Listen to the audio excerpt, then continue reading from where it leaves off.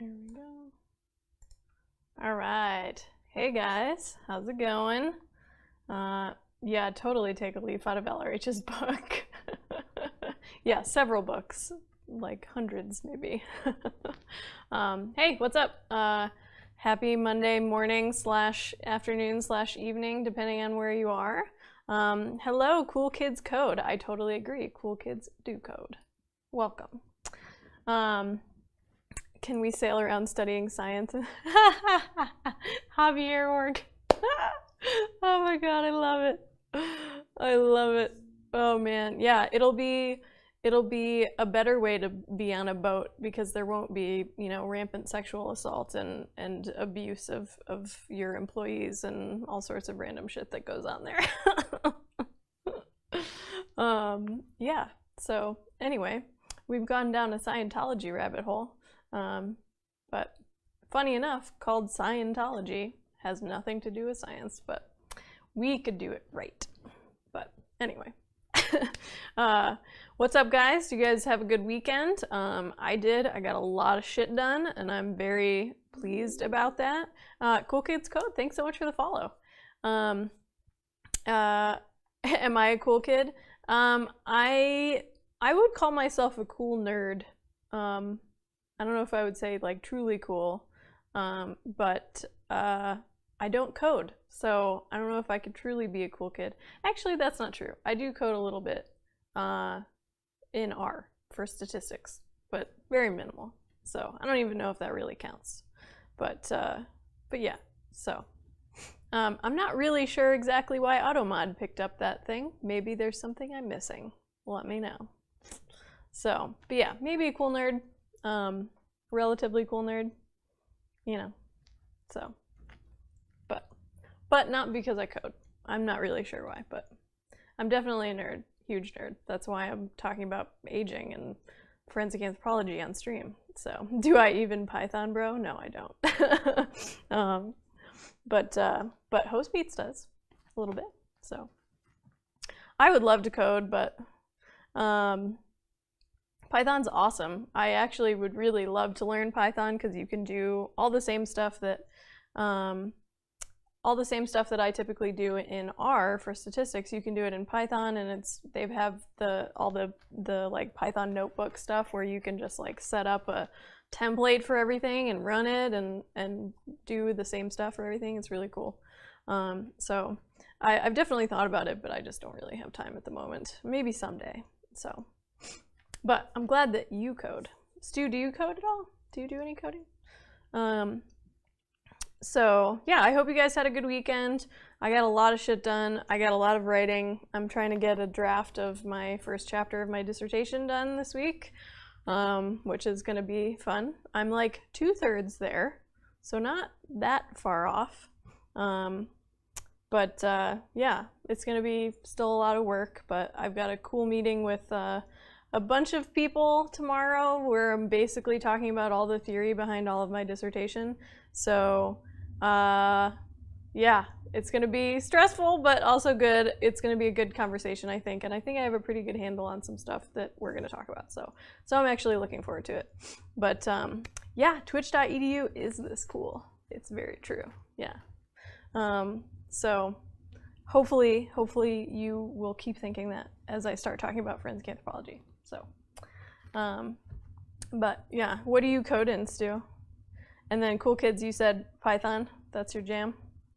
Have you guys heard much about R or anything? That's kind of the one that we typically use in academia, I suppose, just for running statistics and stuff. But it's its own language. It's not that far from Python. It's kind of similar, I suppose. But yeah, does R have a bad reputation outside of academia? Because like for us, that's kind of the standard. Unless you're in like physics, they use MATLAB, I think, mostly for stats stuff. But anyway, so all right. Well, I was thinking that today we're gonna finish up age estimation today. So cool kids, just to kind of refresh, oh dang, that's a lot. HTML, C++, cool. I'm not even familiar with half of those. Yeah, very few people use it. I would say that it's probably pretty limited to people who are trying to use statistics for research purposes. That would be my guess. So, Wormdrake, hey, what's up? End aging forever. Yeah, this is the question that we will be addressing while we watch a Kurzgesagt video before I get started. So, can you guys hear the heat that just turned on? It's like blowing next to me and it's quite loud, so let me know if you can hear it, because then I can maybe turn it off, because it is kind of loud. But, what's up, Wormdrake? How's it going? Only tinker for fun, more just supporting ancient legacy programs. Yeah. Hey, that's cool. I mean, if you dabble, there's a foundation for stuff. Coding is awesome. Honestly, like, I wish I could code, and I think I probably will teach myself at some point. But okay, cool. You can't hear it. Awesome. Just because I really do kind of feel like coding is the future. I almost wish that I had been exposed to more of that at a younger age. I do remember taking an HTML class in high school, and I was actually pretty good at it too. I kind of nailed it and like took to it really quickly, but I never really got into any of the other stuff. I remember there being C++ classes too, but I wish that I had learned that stuff more. It just wasn't really something that I was really encouraged to do, so, but I kind of wish that I had been. So anyway.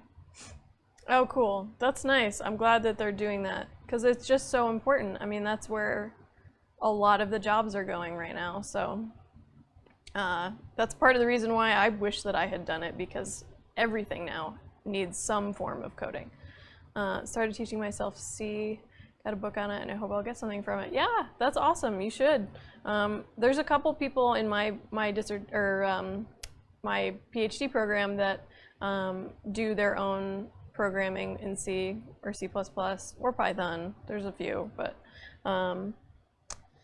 yeah, it's a valuable skill either way. There's so many different jobs that you can do. No, your English is fine, dude. Where are you from? If not in a land that speaks English. Accuse my, is that like executor? Are you trying to make a Pokemon joke there? Romania, oh wow, welcome, that's awesome. You must be probably like early evening or something there, maybe evening later. Dang, cool, well welcome. I love all the international viewers we get in here. It's actually really, really cool, I love that. But yes, I agree, your English is great. So anyway, let's back up. So just to kind of get you caught up here, oh wow, okay, cool. Yeah, so you're like right in like prime dinner time. Code Academy website. Oh, I will definitely check that out. Very cool.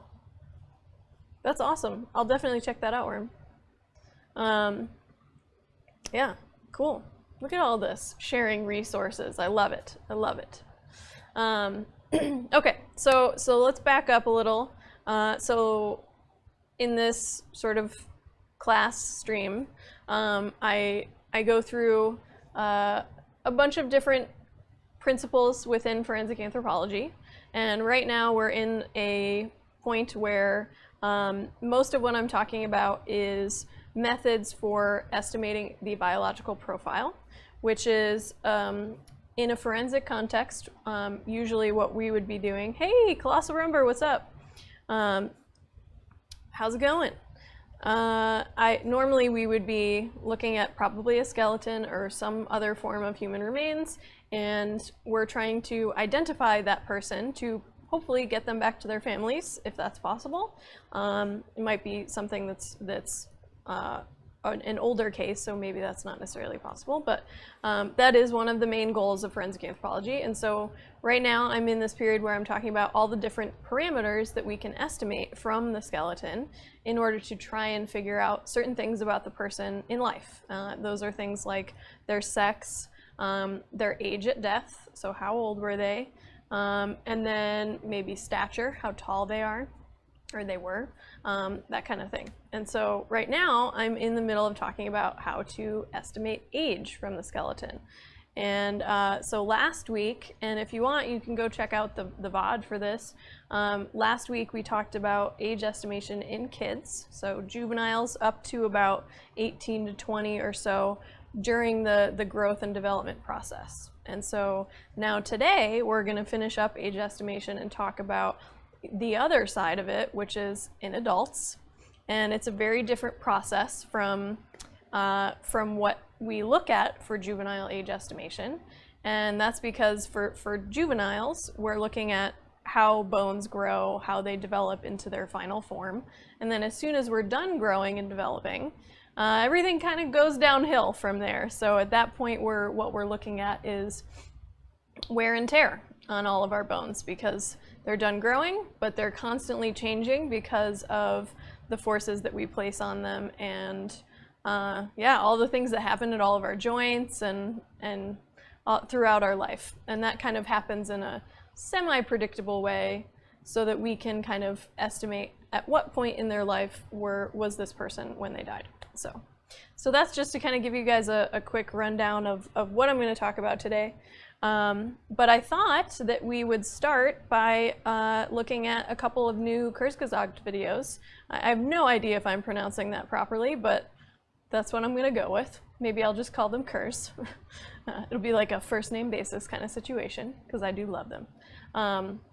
But they just released a couple of aging related videos, and so I thought I would talk about just aging and senescence in general while we take a look at these lovely videos. So there's a couple of them, and so I'll bring up the second one after we're done. And it's like kind of peripherally related. It's more about, you know, whether or not we should actually age or why we should try and live forever. But it's certainly relevant in that it talks about senescence and why we senesce, basically. So senescence is just a way of describing what happens to us as we age, basically. Our tissues get older and they work slightly less well, and eventually cells die, and that's just a normal process. It's a word that I've probably brought up on here before. That's one of my favorite words, apoptosis. It's programmed cell death, and it's just, at some point, your cell is just going to die. It just kind of runs out. Some of that has to do with telomeres, which we've talked a little bit about on here before. Yeah, so let's take a look at the video, and let me know how the volume is, because I want to hear it as well, but I don't want to blast out your ears here. So, cool. Do we have any questions before I get started?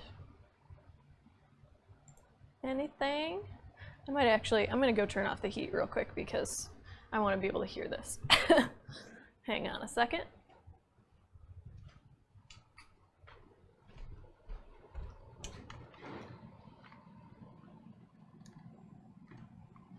Okay, see if that works. Should take a sec.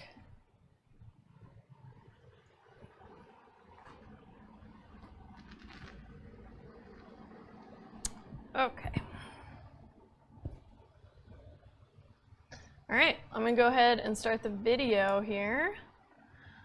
Let's learn why we age and whether or not we should end aging forever. Okay. If you had to choose right now, how long would you want to live? 80 years? 90? 120? Longer? And do you think you'll change your mind once you reach that age? 50,000 years ago, most humans died very young. As we learned how to use the resources around us to treat ourselves, this got better and better. Today, humans are living longer and healthier lives than ever before. Cool. I'm glad the But this volume's has good. an unforeseen consequence. We spend an ever-increasing part of our lives being sick and in need of care. Most of us will die in a hospital bed, which is depressing enough by itself, but we also have to witness the same happening to our loved ones. Except, maybe, we can stop this forever. The most effective way to treat a disease is to prevent it. It saves many more lives if you stop 1 million people from smoking than coming up with better chemotherapies. So why not put a halt to the cause of all disease, the process of aging? In a nutshell, aging is caused by physics and not biology. Think of cars. That's kind of true. Parts wear down from rubbing and grinding. But biology Metal is rusts, beholden to the laws filters of get physics, plugged, so. rubber cracks. Our bodies are worn down by trillions of tiny physical processes. Oxygen, radiation from the sun, our metabolism. Our bodies have many mechanisms to repair this damage, but over time they become less effective. So our bones and muscles weaken, our skin wrinkles, our immune system gets weaker. We lose our memory and our senses diminish. There's no such thing as dying of old age. We all die because one of our important parts breaks.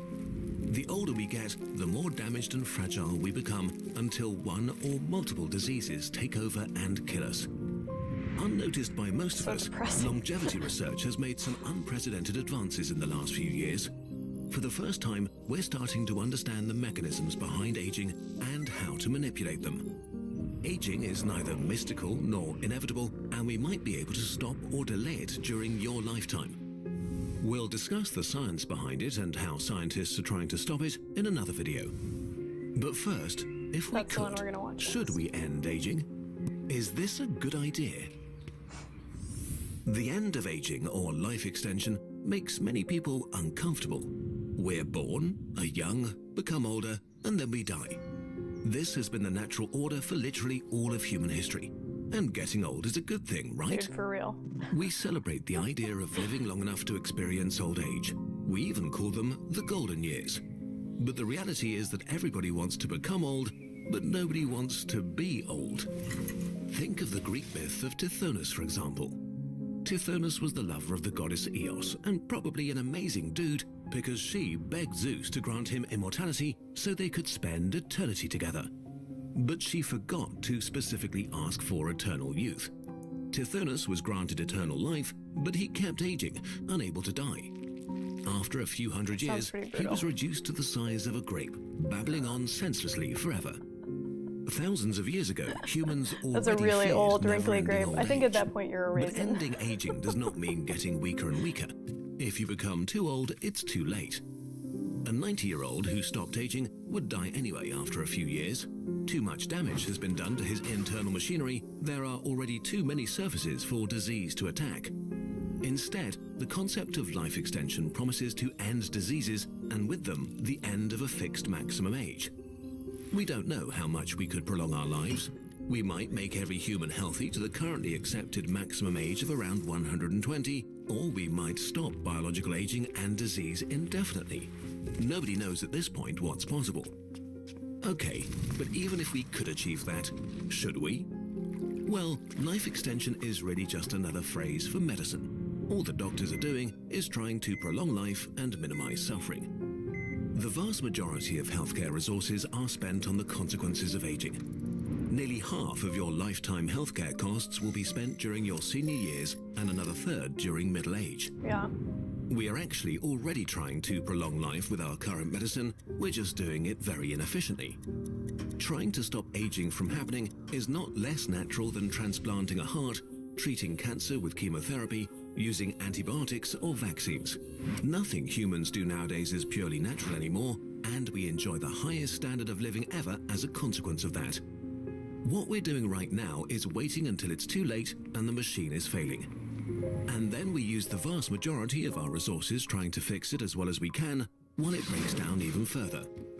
But life extension still feels hubristic. Most people assume that they will want to die once they reach a certain age, and this might still be true. The idea of avoiding death entirely is off-putting for many. The end of biological aging would not mean the end of death in any way. It's more like a summer evening when you were a kid and your mum called you inside. You just wanted to keep playing, have a little more fun during sunset before you went to sleep. It's not about playing outside forever, just a little longer until we feel tired. If you imagine a world without disease where you and your loved ones could live in good health for another 100 or 200 years, how would this change us? Would we take better care of our planet if we knew we would be around longer?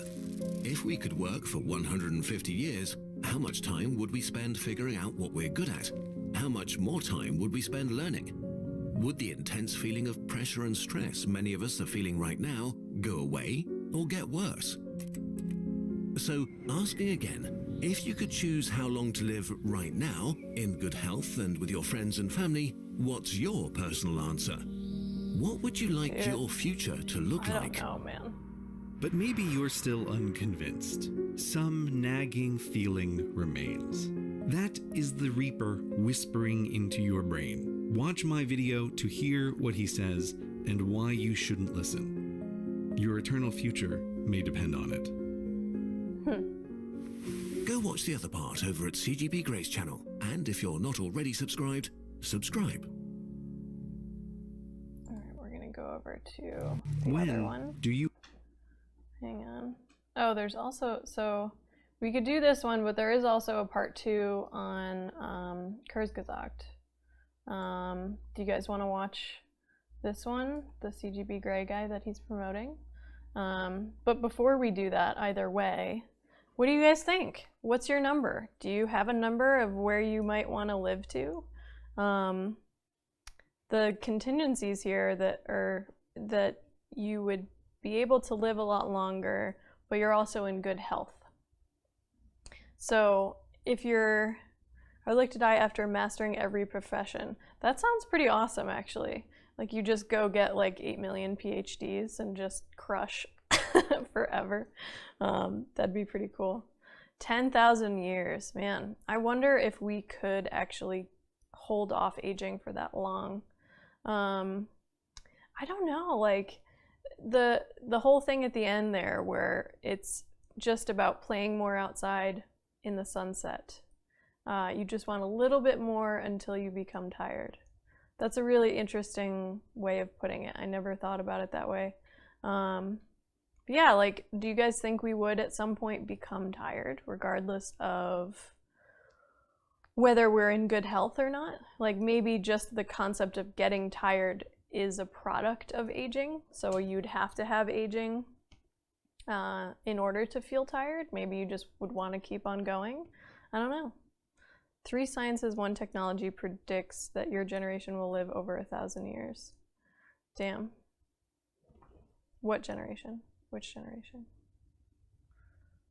I mean, it is, I think about this a lot. Like, so my niece is 10, 11. And I'm like, she was born in the 2000s, which feels so foreign to me, first of all. And her generation will never experience living without computers, or even probably cell phones at that point. And so, like, what is that generation gonna live to? Could she live to 150? They say the first person to live to 150 years is alive today and in their 70s. What?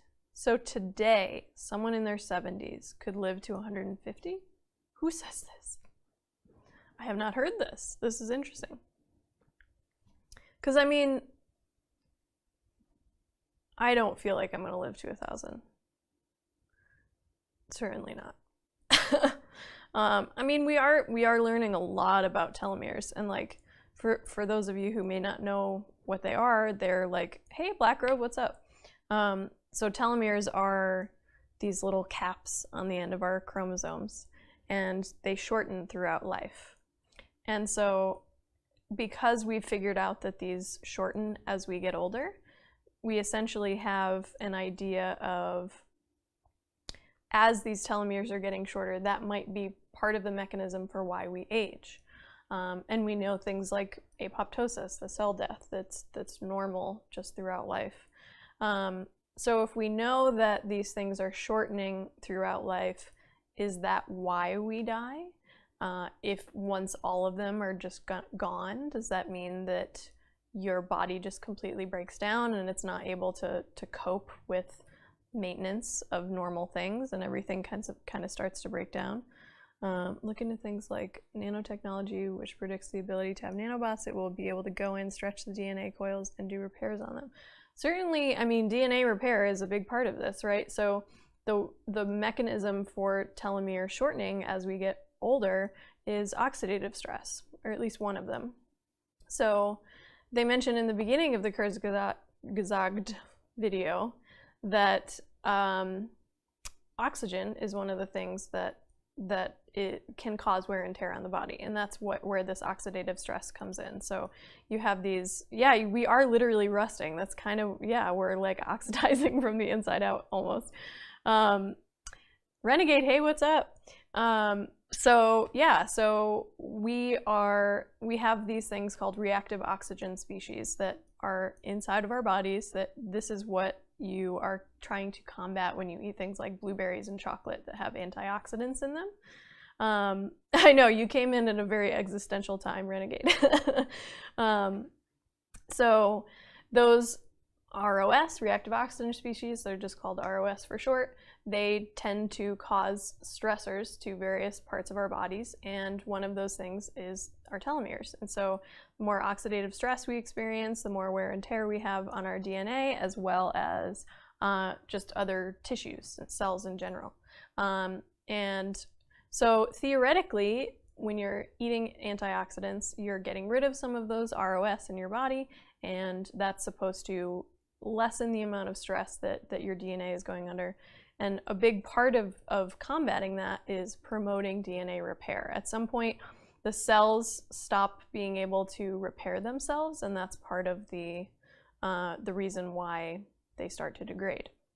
So yeah, I mean, if we could have nanobots that could go in and do that DNA repair for us, it's possible. I don't know. I mean, this is one of those things that people are actively trying to figure out, is like, is there actually a theoretical limit? So right now we have an absolute limit based on our biology, and that's probably changing all the time based on technology.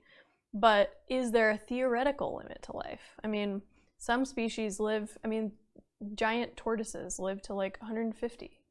I think whales live a really long time too. But like, longevity also tends to scale with body size, and there's some stuff about that. Like, we are so far off the curve for that, like where our body size would predict our longevity. We've gone way, way, way beyond that, and that's due to technology and medicine and all of that. But I don't know. What do you guys think? Do you think that there is a theoretical limit to lifespan? Do you think that there's maybe potential at some point to live forever? I don't know. And would you want to? I mean, that's what this is about, right? Like, would you actually want to live forever? Because yeah, elephants live a really long time too. Because like, if you think about it, every time we tend to get existential on here, you know, if you're talking about your own death and your life in light of that, you might suspect that you would live your life very differently if you didn't know you were gonna die. You know, dementia right now certainly is a limit. It is a big leading cause of death in older generations right now, for sure. But like, theoretically, dementia is another thing that is caused by these same problems of cells degrading, of lack of DNA repair, of shortened telomeres, all of that. So like, if you can fix all of those potential mechanisms, maybe dementia goes away. That's a question. I would want to live forever because then I'd feel like I have more of a say on how I'd go out. Oh, okay. All right. So like, if you don't have to worry about how you're gonna die, that, okay, I don't want to die, but I know I'm not going to, but you could choose to. Yeah, I don't know. But like, what if we didn't actually know we were gonna die, and we could just go about our days forever and ever and ever, and there was no, like, at some point there may not even be a concept of death, you know? Because like, all the people, I don't know, because like, no, there probably would still be someone who lived during the time before there was no death. So there would still be a concept of it. But for some people, they would never live without knowing that they weren't going to die, you know? I feel satisfied with the current human lifespan, but that of course could change as I age. Yeah, for sure. Well, that's what's interesting about this video. I don't know if, hey Kashmar, welcome. I don't know if you saw the Kurzgesagt video that we watched, but that's one of the things they talked about, is that like, we might say now as a relatively young person that I want to live forever, but at some point as you get older, maybe that would change because you are tired and you feel like you've done a lot of things.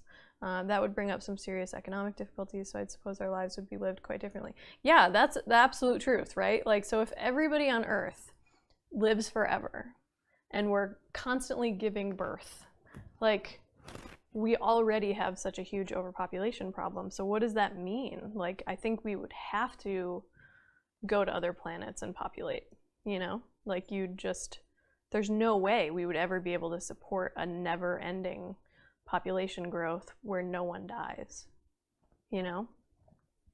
At that point, we'd probably have to die if the Earth dies, if the sun blows up. I mean, it's going to in like 4 billion years. But yeah, like that would be technically a theoretical limit, the age of the universe, I suppose. Since we would be able to live forever, we would be able to leave Earth, right? And there would be probably laws on how many kids you can have. Yeah, theoretically.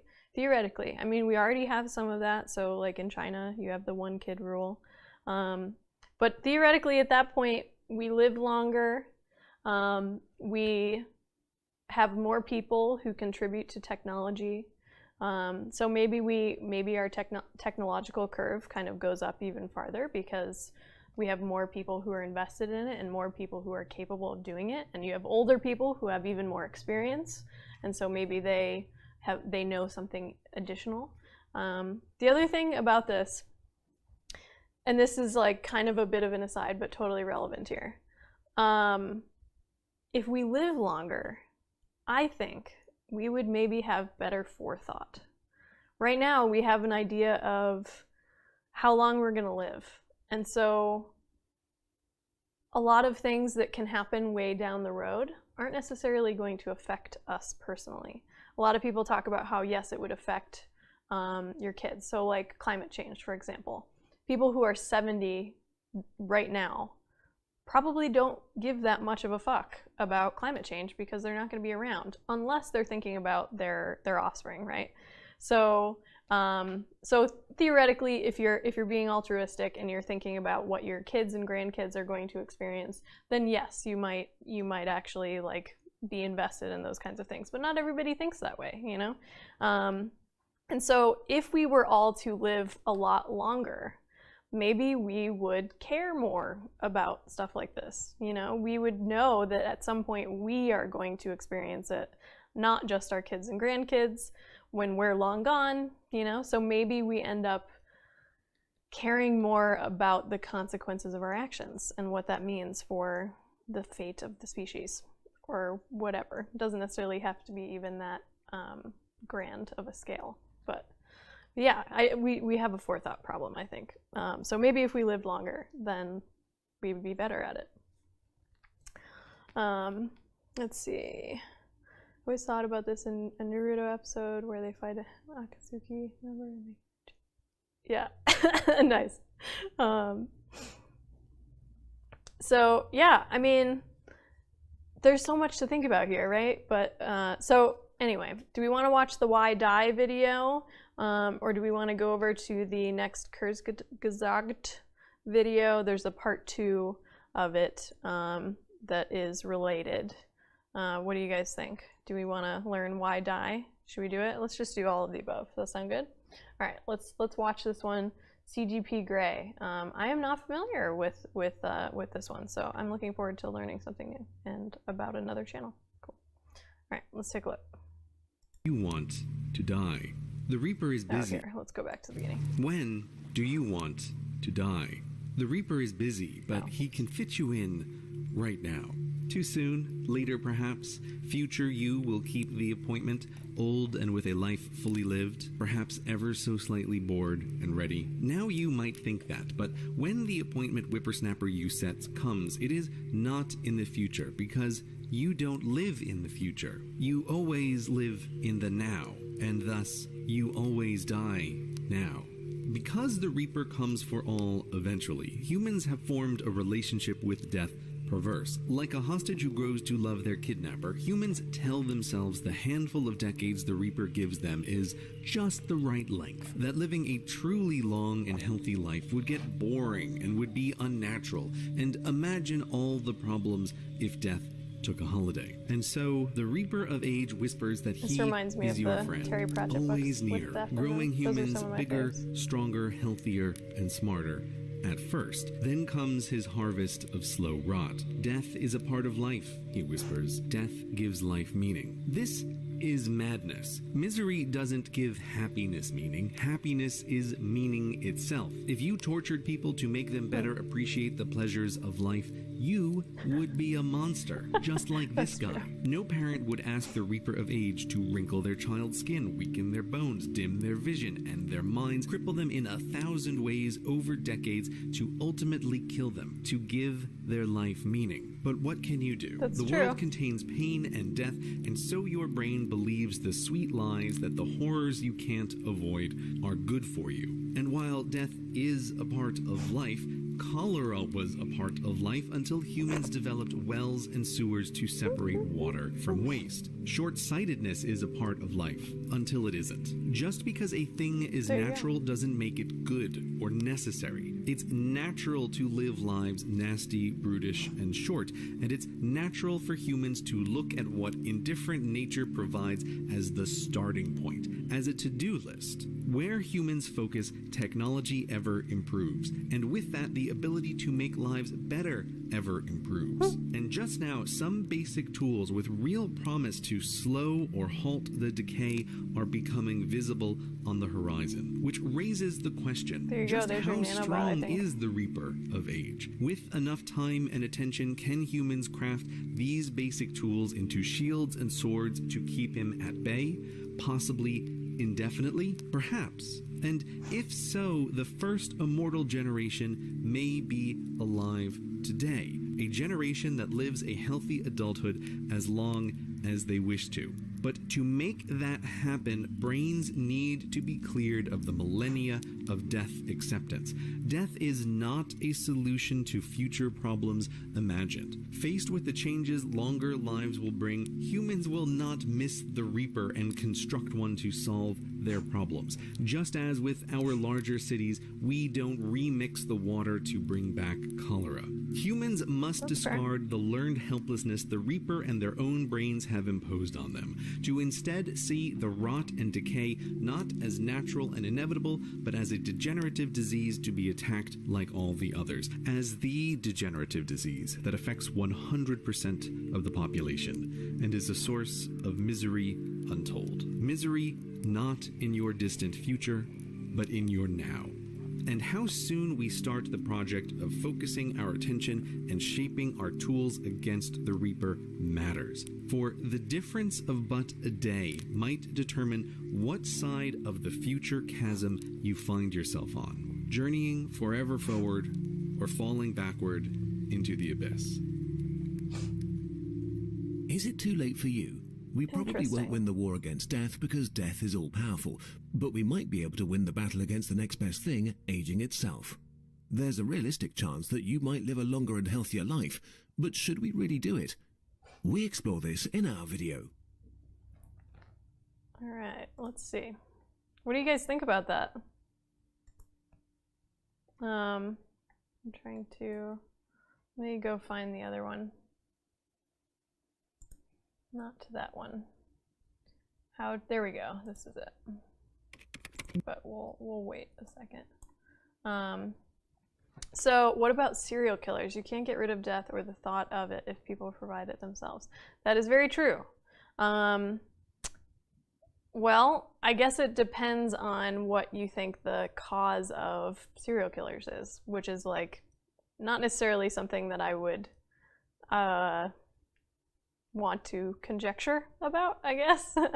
But it's very possible that it could be rooted in mental illness of some kind. That maybe if we're doing all of these things to cure aging and keep us from dying, at all that maybe we could also fix that. I don't know.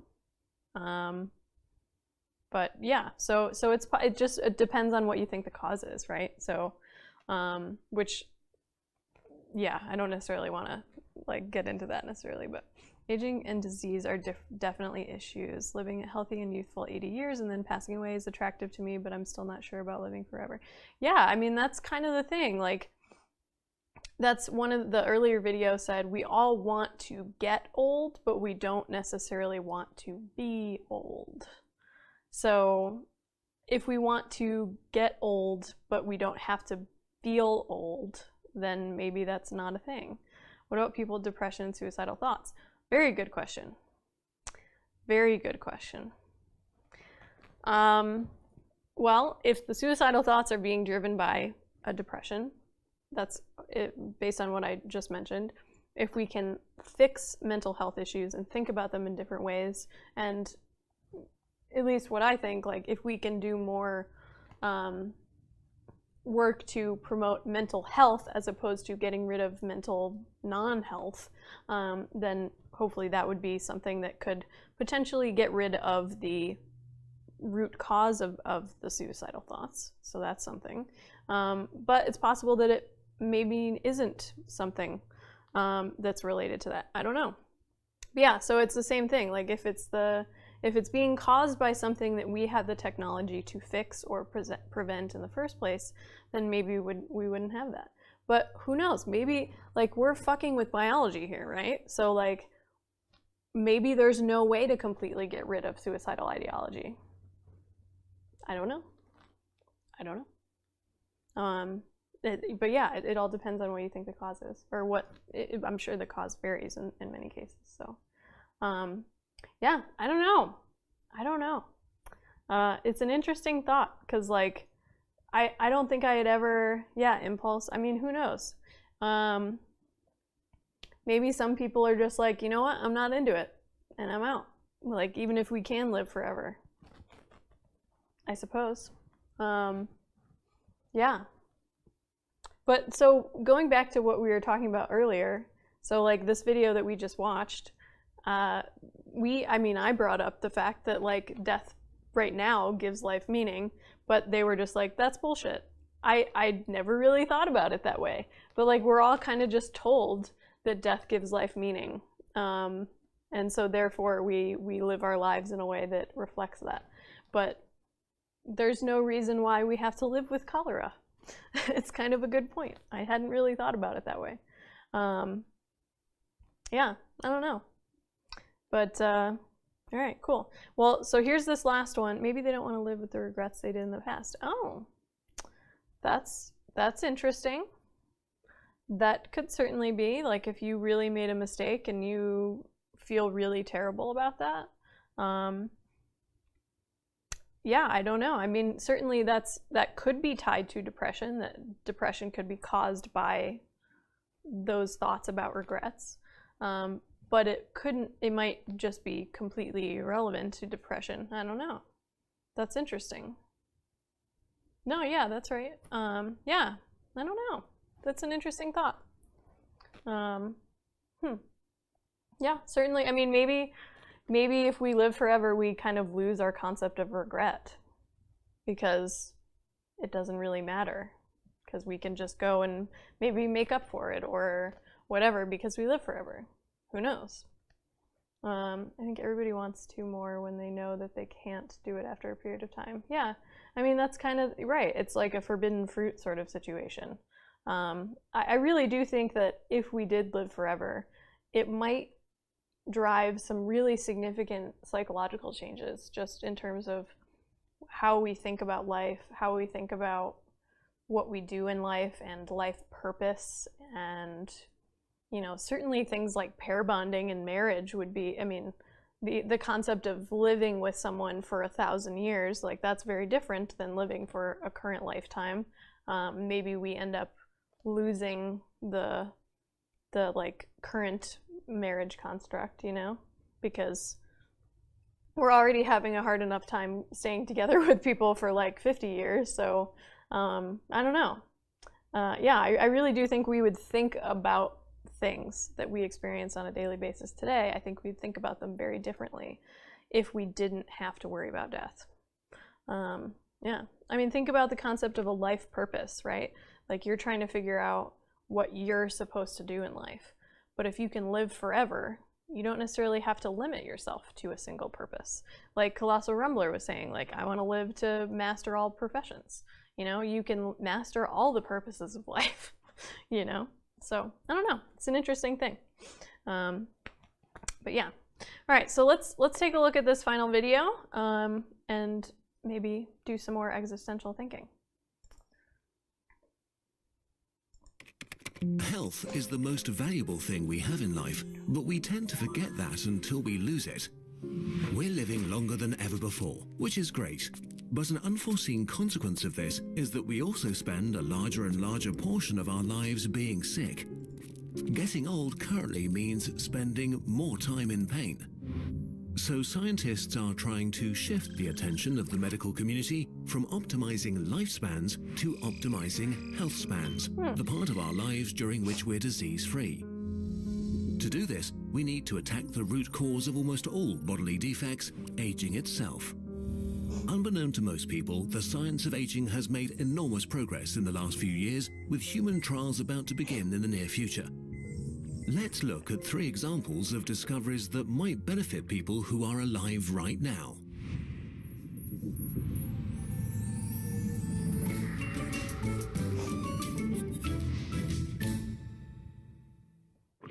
One, senescent cells. Your cells have an expiration date. Each time one of your cells divides, it copies its chromosomes. Because of the way this works, they lose a tiny bit of DNA at the ends. This could be catastrophic, so to protect themselves, we have long segments of DNA called telomeres that sort of act like the stiff bits at the end of shoelaces. But they shrink with every cell division. That's a good analogy. In some cells, after a number of divisions, the telomeres are gone and the cell becomes a zombie, a senescent cell. A zombie cell. Senescent cells stay around and don't die. The older you get, the more of them there are inside you. They harm tissue around them and are linked to many diseases that accompany old age, like diabetes and kidney failure. But what if you could kill them off? Such a sad Scientists genetically engineered mice so that they could destroy their senescent cells as they pleased.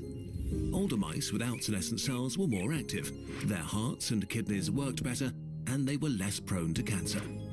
Overall, they lived up to 30% longer and in better health than average mice. Since we can't genetically engineer all of the cells in the human body, we need to find another way to get rid of our senescent cells. But how do we kill them without harming healthy cells? That could be Most cells in the body commit a programmed cell suicide when they're damaged, but senescent cells don't. It turns out that they underproduce a protein that tells them when it's time to die. So, in a late 2016 study, mice were given an injection of this protein. It killed 80% of all their senescent cells while causing almost no harm to healthy cells. Wow. The treated mice became generally healthier Yeah, and I think even it's regrew lost kind of like hair. the reset switch. As a result, there are a number of new companies looking at treatments involving senescent cells, and the first human trials will start soon. 2. NAD+. Cells are made from hundreds of millions of parts. They're the structures.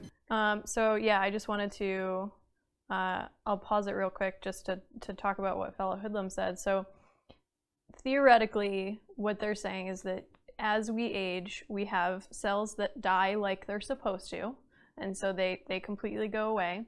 And then you've got these zombie cells that get to a point where they should be dying, but there's something wrong, and they aren't dying like they're supposed to, and they stick around, and that's what's causing damage to a whole bunch of things, and a lot of disease etiology comes from that. And so he mentioned that this is this protein. I don't remember what this is called. I could probably look this up actually. Protein.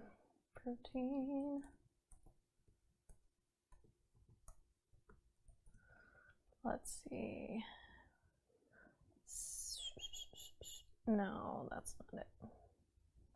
Programmed cell death. Apoptosis. I love that word.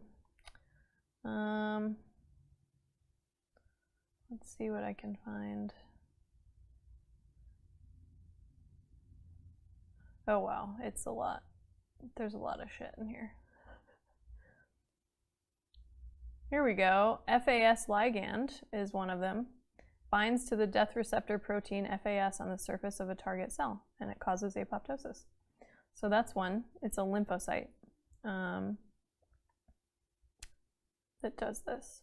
So, but it looks like it's a super, obviously, much more complicated process than what they're talking about. But essentially, those zombie cells are missing that protein, or at least they have less of it, and so it's not triggering the normal cell death that it's supposed to, and they stick around. So theoretically, if you could introduce more of that protein in those zombie cells, just like they did in those mice, then you could turn off those zombie cells so that they are not causing all of those diseases that they can cause. So theoretically, you're kind of resetting the process of apoptosis, or cell death, so that you don't have these senescent cells that are causing all kinds of problems. The only problem with that is that even though we've got, 7 trillion cells or whatever they mentioned, even if you turn off all of the senescent ones, at some point, all of our cells would die. If we'd have to be able to also produce more cells, because at some point, there would just be a limit to the number of cells that can die normally. So you'd have to, I don't know, but yeah, same kind of idea. It's sort of like resetting the process of apoptosis. Anyway, just wanted to elaborate on that. Let's keep going. Maybe cancer can make you immortal. I mean, probably not, but it is kind of like that, because so cancer, the way cancer works is that you have a cell that divides, and there's a problem in the division process, and then they just divide uncontrollably and don't die. So those also need kind of a reset switch too, to kill them off, or else they just keep uncontrollably dividing, and that causes problems. Machines, messages, and the catalysts that make reactions happen. All these parts constantly need to be destroyed, cleaned up, and rebuilt. As we age, this process becomes less effective, and so parts become crumpled, bunched up, or are removed slower. Or they are no longer produced in the quantities we need. One of these parts is NAD+, a coenzyme that tells our cells to look after themselves. At age 50, we only have about half as much in our bodies as we do at age 20. Low amounts of it are linked to a whole bunch of diseases, from skin cancer to Alzheimer's, cardiovascular disease, and multiple sclerosis. But NAD+ can't enter cells, so we can't get it as a pill. But scientists noticed that other, more flexible substances could enter cells and would then turn into NAD+ inside. In 2016, multiple trials on mice showed that they boosted the multiplication of skin, brain, and muscle stem cells. They were rejuvenated, had a higher ability to repair their DNA, and had a slightly increased lifespan. This even got NASA interested, which is looking for a way to minimize the DNA damage astronauts would be exposed to from cosmic radiation on Mars missions. There are human trials being planned right now, but it's too soon to say if this will boost our health span or even lifespan. But NAD+ is a serious candidate and could become the first human anti-aging pill. Interesting. 3. Stem cells. Stem cells are like cell blueprints that sit at various places in the body and copy themselves to produce a steady flow of fresh young cells. But they decline as we age, and so we decline too. Without new parts, human bodies break. In mice, scientists observed that as the stem cells in their brains disappeared, they started to develop diseases. So they took stem cells from baby mice brains and injected them directly into the brains of middle-aged mice. More specifically, the hypothalamus, a part that's involved in regulating a lot of bodily functions. The fresh stem cells reinvigorated older brain cells by secreting microRNAs that regulated their metabolism. After 4 months, brain and muscles worked better than those of untreated mice, and on average, they lived 10% longer. Another study took stem cells from mice embryos and injected them directly into the hearts of older mice. As a consequence, they had improved heart function, could exercise 20% longer, and weirdly enough, their hair regrew faster. Interesting. What all of this tells us is that there is not a single magic bullet with which to cure aging. It requires a complex array of different therapies. We can kill off senescent cells to clear away the junk, give ourselves fresh new stem cells to fill the gap, all while regulating the metabolism of the other cells using medication. This video comes with a big caveat. After all, these studies have been carried out on mice. There's no guarantee the same therapies would work in us to the same extent, but they are proof of concepts. To learn more about how we can modify our own health span, we need human trials. We've only covered a tiny part of the research that's being done right now and only scratched the surface of these ideas. The field of health span extension needs more attention and funding. If it gets it, all of us might enjoy growing old without pain. That'd be pretty badass. If you now want to support the research on aging directly, you can do so at lifespan.io, a community of people actively supporting the scientists working to cure aging. Very cool. Check them out to learn about the latest advances and visit their blog or group on Facebook. The Lifespan team also kindly supported the creation of this video with a donation and their expertise. If you want to help us make more of our videos, you can do so on patreon.com. All right. Very cool. Yeah, so you can harvest placenta to get stem cells. You also can do, well, I guess that is really what it is. Like, they call it the cord blood, but that's essentially what it is. So there are places now that will basically store stem cells from your offspring, your kid, your child, whatever. I'm just like thinking science, so I'm like, offspring, baby. That you harvest the stem cells from their umbilical cord or the placenta and then store them, and it's like their specific stem cells, and it's like a way, it's a big thing now that people do when their kids are born, and it's a way to have stem cells that can be used for various things, like could be something like this that's to combat aging, but it could also be just to inject it in a particular area that has been injured, and you want it to heal faster. Stem cells can be injected now to make things feel a little bit better when they're not healing. That's actually one of the things that I was almost going to do for my ankle when I injured it a few years ago. And they basically were just like, we can inject some stem cells and make it heal faster, basically. So, but hang on one second, guys. I have a dog who is very anxiously wanting to go outside, so I will be right back. Hopefully you guys can still hear me, but yeah, so cool shit with stem cells. Here you go. There you go, guys. Okay, sorry, dog's gotta pee.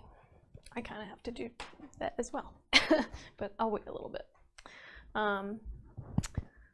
So yeah, there you go. All kinds of stuff that we already do with stem cells. So it's one of those things that people have been saying for years about funding stem cell research, which at least in this country has been a controversial topic for a really long time. So hopefully we can get past that. But yeah. All right, cool. So yeah. So that kind of brought home some of the things that I had mentioned about telomeres and stuff like that. So that's cool. I'm glad that they talked about the same kind of stuff. But also, a lot of that essentially is what is manifesting in the bones, which, to bring it back to the overall purpose for today, within forensic anthropology, what we are looking at is the kind of gross scale changes that happen to bones that are absolutely a part of this whole process. So yeah, so let's go ahead and start talking about that. Unless you guys have any other questions on any of that stuff, I'll just kind of keep going and we'll start talking about what happens to bones and how we use it to estimate age from a skeleton. So like I mentioned before, When we estimate age in a juvenile that is still growing and developing, we are using the principles of growth and development in order to estimate age, because there's a very predictable pattern that bones will go through to grow, and relatively predictable timing that happens in as well. But for adults, it's a much messier process, because instead of looking at the very predictable sequence and timing of bone fusion and teeth growing and all of that, we are looking at the wear and tear. So wear and tear is really variable. So I was about to say very variable, and that felt weird. So what we're looking at when we're estimating adult age is a whole bunch of different areas on the bones, and teeth as well, that are the process of degeneration in the body. So all of that wear and tear, everything is just kind of breaking down over time. We know that it happens, and we can kind of predict where you are in the aging process based on how much wear and tear we can actually see. But an interesting thing to kind of tie it back to what we've been talking about is that if we get rid of the aging process, we would have a really hard time estimating how old somebody was if they died. And really, in fact, would there even be a need for forensic anthropology at some point? If we can get rid of all of the causes of people getting murdered or whatever, then maybe we wouldn't even need this anymore. But if we did, say we're in a transitional period where people still get murdered, but we do live a long time naturally, we'd probably still need forensic anthropology, but it would be really difficult to estimate age in an adult that isn't experiencing degeneration. I've never thought about that before. That's kind of crazy. Like, essentially every single one of these methods, at some point, they would just be totally irrelevant. So that's a crazy thing to think about. Yeah, it would certainly put a lot of us out of a job. But anyway, right now, they are still relevant because we do still have degeneration that happens, and we can use the way we degenerate over time to estimate age. So there's a whole bunch of ways that this happens. We just have normal remodeling of bone over time. Things get resorbed. Sometimes those bone cells end up being built back up again. That's the normal remodeling process that happens. Old cells go away or get eaten up by osteoclasts, and then they might get rebuilt by an osteoblast, and that happens over and over again. We just turn over our bone cells all the time. But we might have just sort of irregular resorption of bone that happens. Maybe it's in response to trauma or just general wear and tear. We might see areas where there is no bone. So that kind of happens all over the place. And it looks like little pinpricks of bone. I call it its porosity, basically. It starts to look kind of like a sponge. And it can be small or large. And that happens all over the place. We have our cranial sutures, so the joints in between our individual cranial bones. Those fuse over time as well. They are all separate, and they grow together when we're kids, and then they finally kind of meet each other. They kind of like fit in like this. And so sometimes they might look like this, where there's still a very distinct joint there. Sometimes they get really tight and it starts to kind of go away. And then at some point they become obliterated, where there's no line whatsoever, just a smooth surface. Doesn't even look like there was a suture there at any point. So that's a way we can do it. And I'll go through all of these individually too. Obviously, every single one of our joints is experiencing wear and tear on a daily basis. So every time we're walking, we're using those joints, and over time that can build up degeneration. Things like arthritis happen, all of that, and we'll talk about that.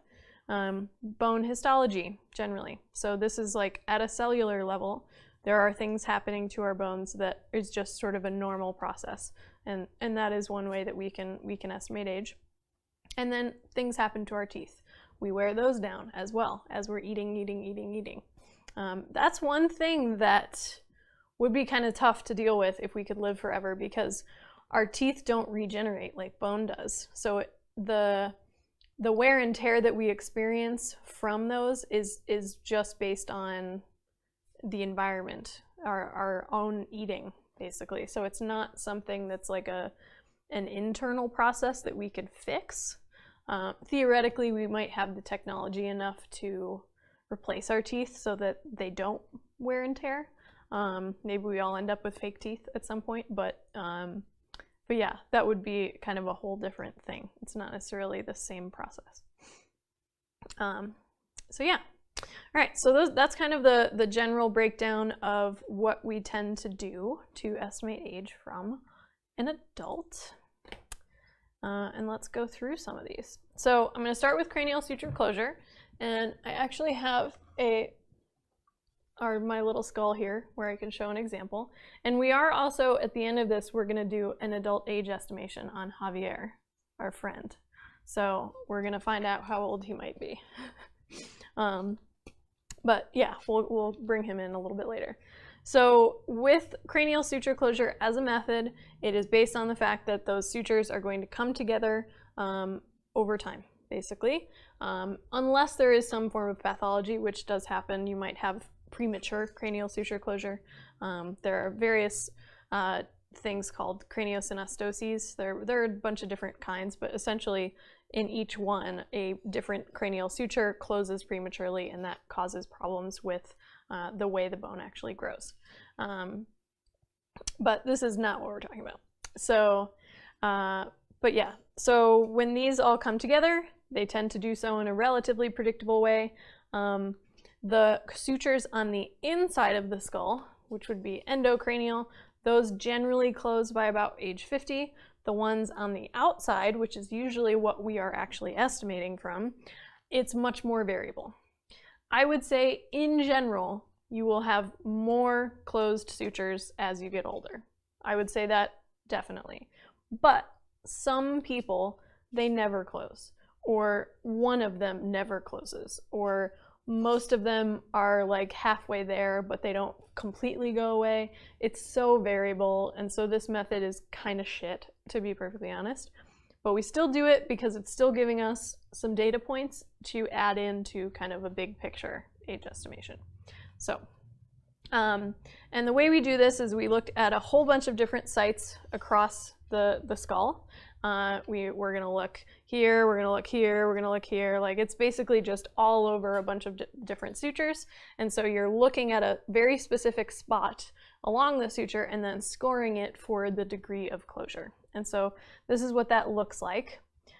So these are all of the different sites that we're going to look at. Some of these are on the outside of the cranium. Some of them are on the top of the palate here. And then some are on the inside, which we can't see with this one. But those ones on the bottom there are endocranial sutures. I'm going to go close the door, guys, because it's getting really cold. My feet are cold right now. Hang on a second. Stare at those locations for one more moment. I'm just going to close the door.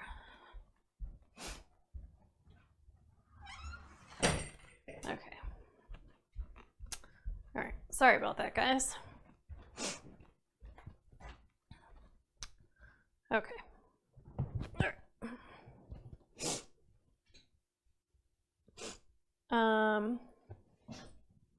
Yeah, there you go. Fusion of bone. That's typically one of the best methods that we use for estimating age in juveniles. So that and dental formation and eruption.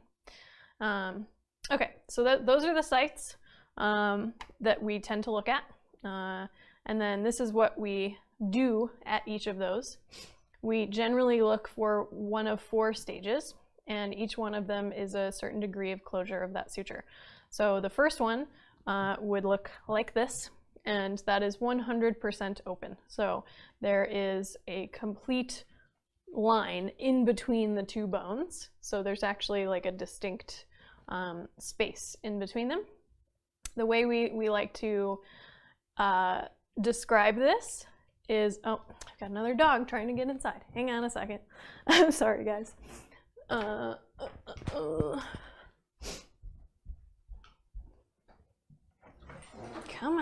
animals. All right, you guys are done going outside for a while. Okay, sorry about that, guys. Okay, so the way we like to describe this is with a canoe. So if you imagine that this suture is a river or a stream or whatever, something you can canoe down.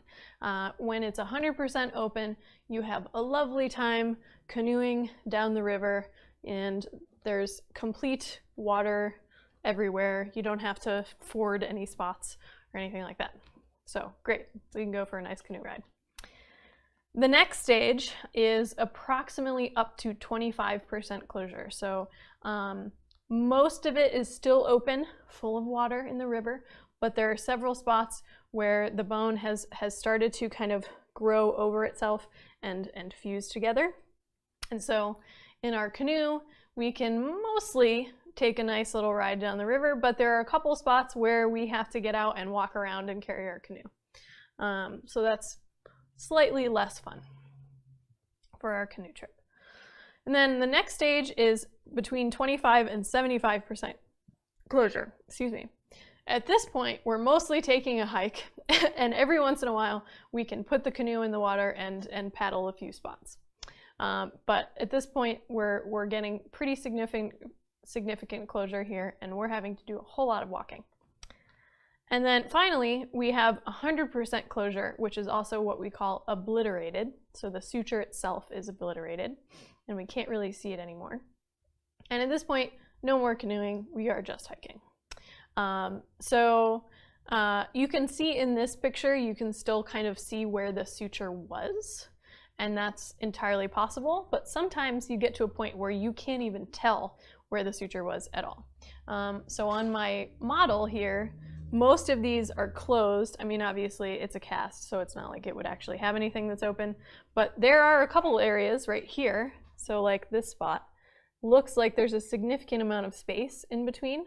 And so that kind of is more what you might see with an open one. Cool, glad you're back. How was your pizza? But a lot of these, they would be fully together, and maybe some of them start to obliterate.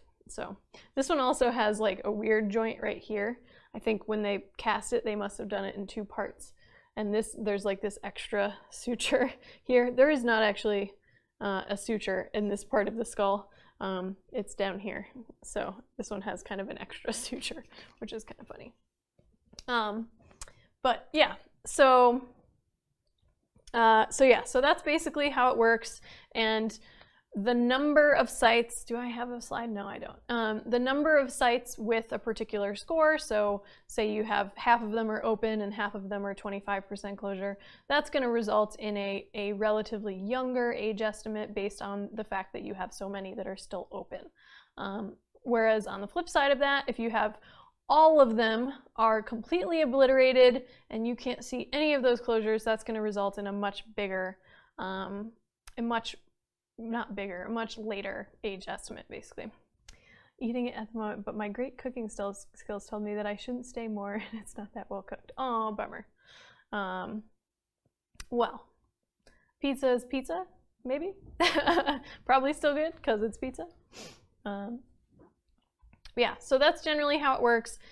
But it's very, very, very, very variable. I'm just gonna say all the varies. And so sometimes people don't close them at all throughout life, so it's just kind of a crapshoot sometimes, but it is something we still include. So, all right, so the next area that is probably the biggest area of research around age estimation in adults is the pubic symphysis. And just as a refresher, this is our deer pelvis. I don't have a human one, unfortunately, but, well, I do, but it's in my body. So the pubic symphysis is the joint where our two pubes on either side of our os coxa, where they meet in the middle. So technically this surface, this is fused together, and that's common in non-humans. There is a surface in between these two that has now fused together in this guy. But that's essentially what I'm talking about, is this general area on the pubis, and it's the surface where they meet. And there's a very special joint there. That's why it's called a symphysis. And this area of the skeleton has experienced more research on age estimation and also sex estimation too than any other area of the skeleton. It's a huge area because the way this joint changes throughout life is pretty cool. It's and by cool I mean super nerdy and awesome. I don't know if you guys will think it's cool, but it's relatively predictable, but still highly variable. So, but it's definitely one of the most clear areas where change happens. And there is a relative sequence of the way this degeneration happens on the joint. So I have a couple images here. So these are two pubic symphyses. So this is kind of a front-on view of the surface. So this would be looking at the inside of this joint here. On the left, we have a very young pubic symphysis. This would be probably like a, I don't know, 18 or 19-year-old, maybe up into like 25. Probably younger than that. I'd say like 18 to 23 or something is what they would look like. And this looks just like a normal unfused joint. So remember last week, it looked like, I showed you guys the unfused surfaces of a juvenile long bone, for example. And it's this undulating surface that's relatively uniform, and then eventually that ends up fusing together so you can't see it anymore. That's essentially what this is. So it's a relatively uniform undulating surface. It's got these regular ridges and furrows on it, and it looks very young and fresh and kind of clean. There's no like margins that have built up around anything. It's just sort of a continuous surface of this undulating ridges and furrows. On the right, we have a much older pubic symphysis. And this is probably one of, I would say, on the much older end of the spectrum. Maybe not the grodiest example, but it's pretty grody. Like, they essentially just break down and get grody looking over time. Imagine Hannibal without the human meat. There you go. Yeah, he's like a master gourmet chef. But yeah, without the human meat. That's an important qualifier. Now you guys are making me hungry. I'm always hungry at the end of this because it's like right around lunchtime when I finish up. So yeah, so this is a much older pubic symphysis. You can see there's a few really big differences here. So first of all, we don't have these ridges and furrows anymore. That kind of flattens out over time, and then the surface actually starts to kind of depress. So it'll actually have a bit of a concavity in there. And that's where this one is. And then because of that, you also have the very distinct margin that forms around, here I can use my mouse, I don't know why I'm doing this because this is not helpful. You have this very distinct margin that forms around the face. And so essentially what's happening there is that you have a very distinct area of contact between the two halves that are at the joint there. So whereas this one, it's kind of like all joint surface, here, this is exactly where it actually articulates with the other side. So it's a very distinct area. You have this margin there, and that's where most of the degeneration is happening at that joint surface. And that margin kind of breaks down over time. You might have some irregular bone growth, so you might have some like weird little bony spicules that kind of stick out and do all kinds of crazy shit. So yeah, so that's kind of the two ends of the spectrum of what this looks like, and there's a process that happens in between. So that's this. So, well, I'll kind of skip through some of this stuff, but just to kind of show you, this is generally how the process goes, and I'll go through a little bit more of that. But this one shows the different methods, kind of the history of the methods in using the pubic symphysis for this. The earliest one is super old. It's from 1920, and this is a guy, T. Wingate Todd, who is a big player in forensic anthropology in general. And he essentially created the first method that looked at different phases of degeneration on the surface. He created 10 of them, but there were a bunch of problems with with this method. The way you typically do these things is that you have some sort of skeletal collection where we know something about the person when they died. So we might have a known age for that individual. So we actually know exactly how old they were when they died. We look at something on their bones and say, okay, this is one data point of what this bone might look like at this age. Then we do that for a whole bunch of other people and a whole bunch of other ages, and hopefully get a sort of sequence of degenerative changes across different age cohorts. And so with this one, the stages that he created were pretty irregular. They were kind of arbitrary, I guess, where like the age ranges were about 4 years. 4 or 5, I think. And so it was just a 5-year range for each one. So there's nothing like statistical about that. It was just convenient to make it for 5 years or so. And then the last one was just like everybody over 50 plus, this is what they look like. And so when we have people living for a very, very long time, having a 50 plus category is not that helpful for everyone who is over 50. So that's one of the problems with it. And when this method was created, it was created from a collection where many of the individuals who were in it, we didn't actually have true known ages. They were estimated ages. So it was like someone who died came into an autopsy and the ME said, oh, this person looks like they're 35 or whatever. And so there tend to be a lot of individuals in this collection that are on these like 5-year age intervals. So like 35, 40, 45, because it's convenient and it's like kind of an estimate. So the problem with that is that we don't necessarily know what their true age was, so that can kind of skew results. So that's the first iteration of it. We used it for a really long time.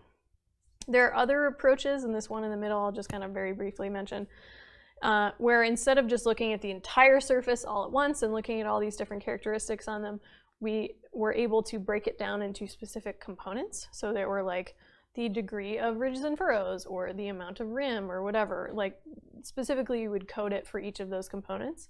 So that's kind of a different approach, but this was a very limited sample as well. It was just made from Korean War dead, so it was primarily white males and mostly young individuals at that. So that's a problem for later ones.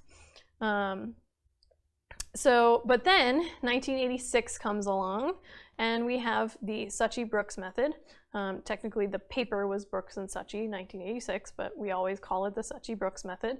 And this is a much better update of Todd. So instead of 10 characteristic phases, we end up with 6. So she kind of truncated a little bit and kind of lumped some things together. And within each of those 6 categories, there were very specific traits that would show up at each stage. So you could look for each one of these things and kind of pick the one that best fits your individual. They also created sex-specific trajectories for this. So we have both a male example and a female example because we potentially can age differently. So they create, I keep saying she, but it's they. They are both she's, but they created these sex-specific ones so that if you have an estimate of the sex of your unknown individual, then you can probably get a much more accurate age range based on it. And the coolest thing about this is that we don't necessarily have these arbitrary age ranges anymore associated with each stage. We actually had statistics. So we could statistically evaluate the 95% confidence interval of a given stage. And so essentially what that means is that the statistics poop out an age range that we know we have 95% confidence that the person's true age is within that age range. So that means that 5% of the time we might be wrong and that the age range, that true age is actually outside of the age range, but it's only 5% of the time. So the age range is constructed so that we can be 95% confident that the true age is in there. And so that's really important. That's one of the biggest things that we're kind of pushing for in forensic anthropology is more of this so that it's more objective. And we actually have a way to quantify how wrong or how right we are. So that's super important. But there's a whole bunch of problems with that, and I'll get there. So this is what it looks like. These are drawings that represent each of the 6 stages, and there's 2 of them. And basically what this is within each stage, so you've got 1 through 6 on the bottom, within the columns here, you have an early and then a late example of each stage.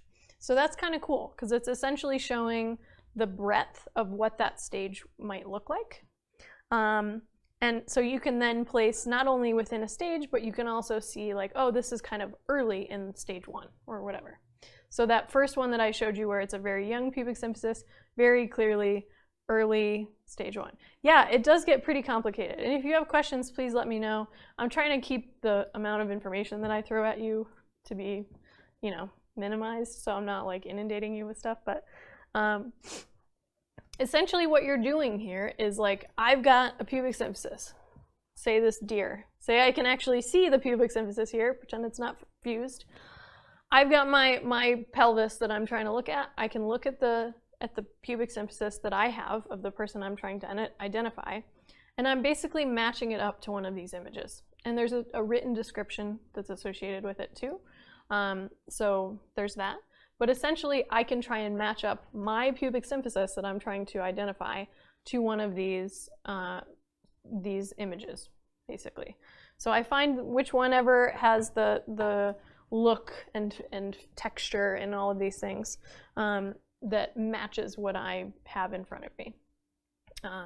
And so there's a lot of different steps within this that we tend to be looking at, and I won't necessarily get into that, but this is the way it goes. So you'd go this way, then you go this one. So this is early, late, early, late, early, late, early, late. And you can kind of see how it goes. Like this is the earliest one with all these ridges and furrows. Then we end up with this. This is essentially a little epiphysis, much in the same way that you might see in long bones when they fuse as kids. But this is a tiny one. It becomes the pubic tubercle, which is just it's a little bump on the pubis and an adult pubis. And it shows up in the middle of stage 1, and it's part of the later part of that stage. Then it fuses, becomes incorporated in the rest of it. Here in this general region, we're starting to lose the ridges and furrows, so they're flattening out. And we also have this rim that's forming.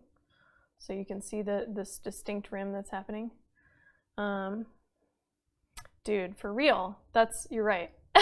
Colossal's totally right about that. This is just the normal joint aging process, but if you consider things like pathology or trauma to the area, it totally fucks everything up. You're completely right about that.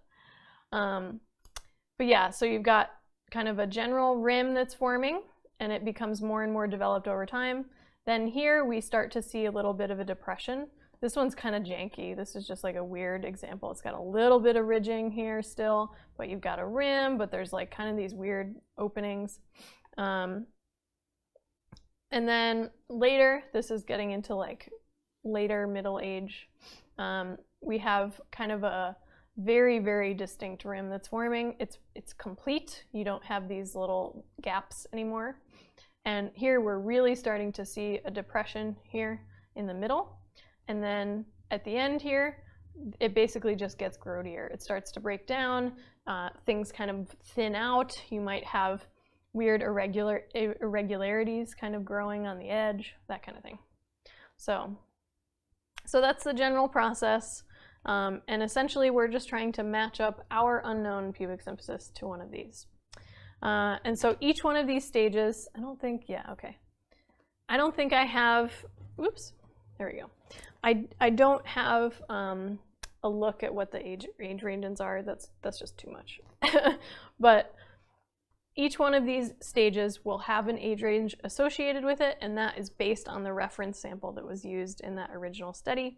So within stage 1, you might see 18 to 25 is our 95% confidence interval, that if you see a pubic symphysis that looks like one of those and you call it a stage 1, that we can be 95% confident that the real age of that person is in that range between 18 and 25. And then we have a mean. Oh, thanks so much, Colossal. Then we might have a mean age for that stage as well. So that's going to be the average age of everyone who sits within that stage. And so that's kind of just general tendency where people tend to be in terms of age for each stage, and that's going to change. So you might say that like this person could be 21 or whatever. It depends on what the mean is, but yeah. So each one of those is going to have an age range. The problem with these is that as we get older, this whole process becomes more and more variable.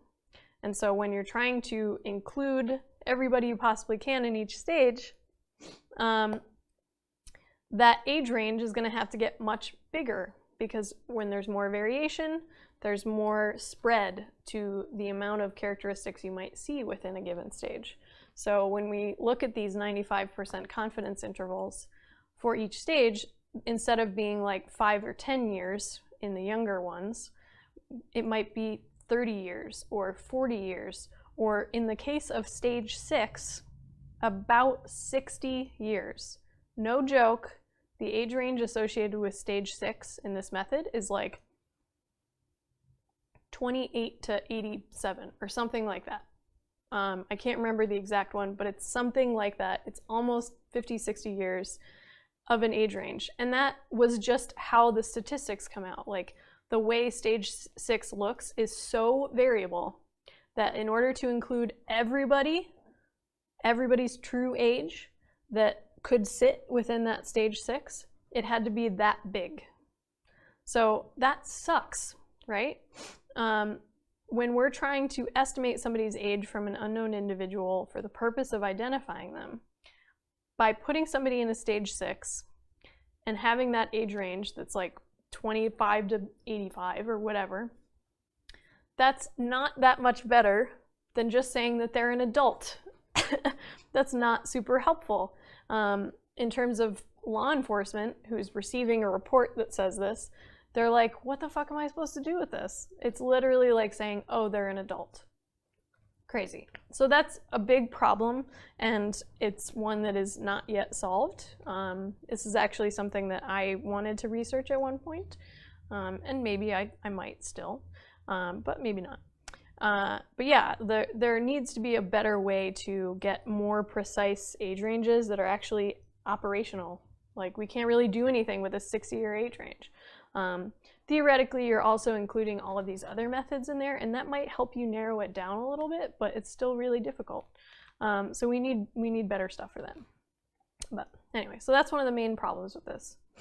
Then we have the auricular surface, and that's another pelvis trait. So on here, it is kind of hard to see. There's not a whole lot of stuff going on this deer, but it's this.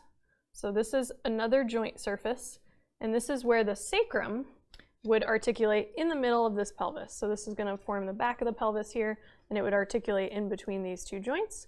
And that surface is very similar to the pubic symphysis in terms of what it does.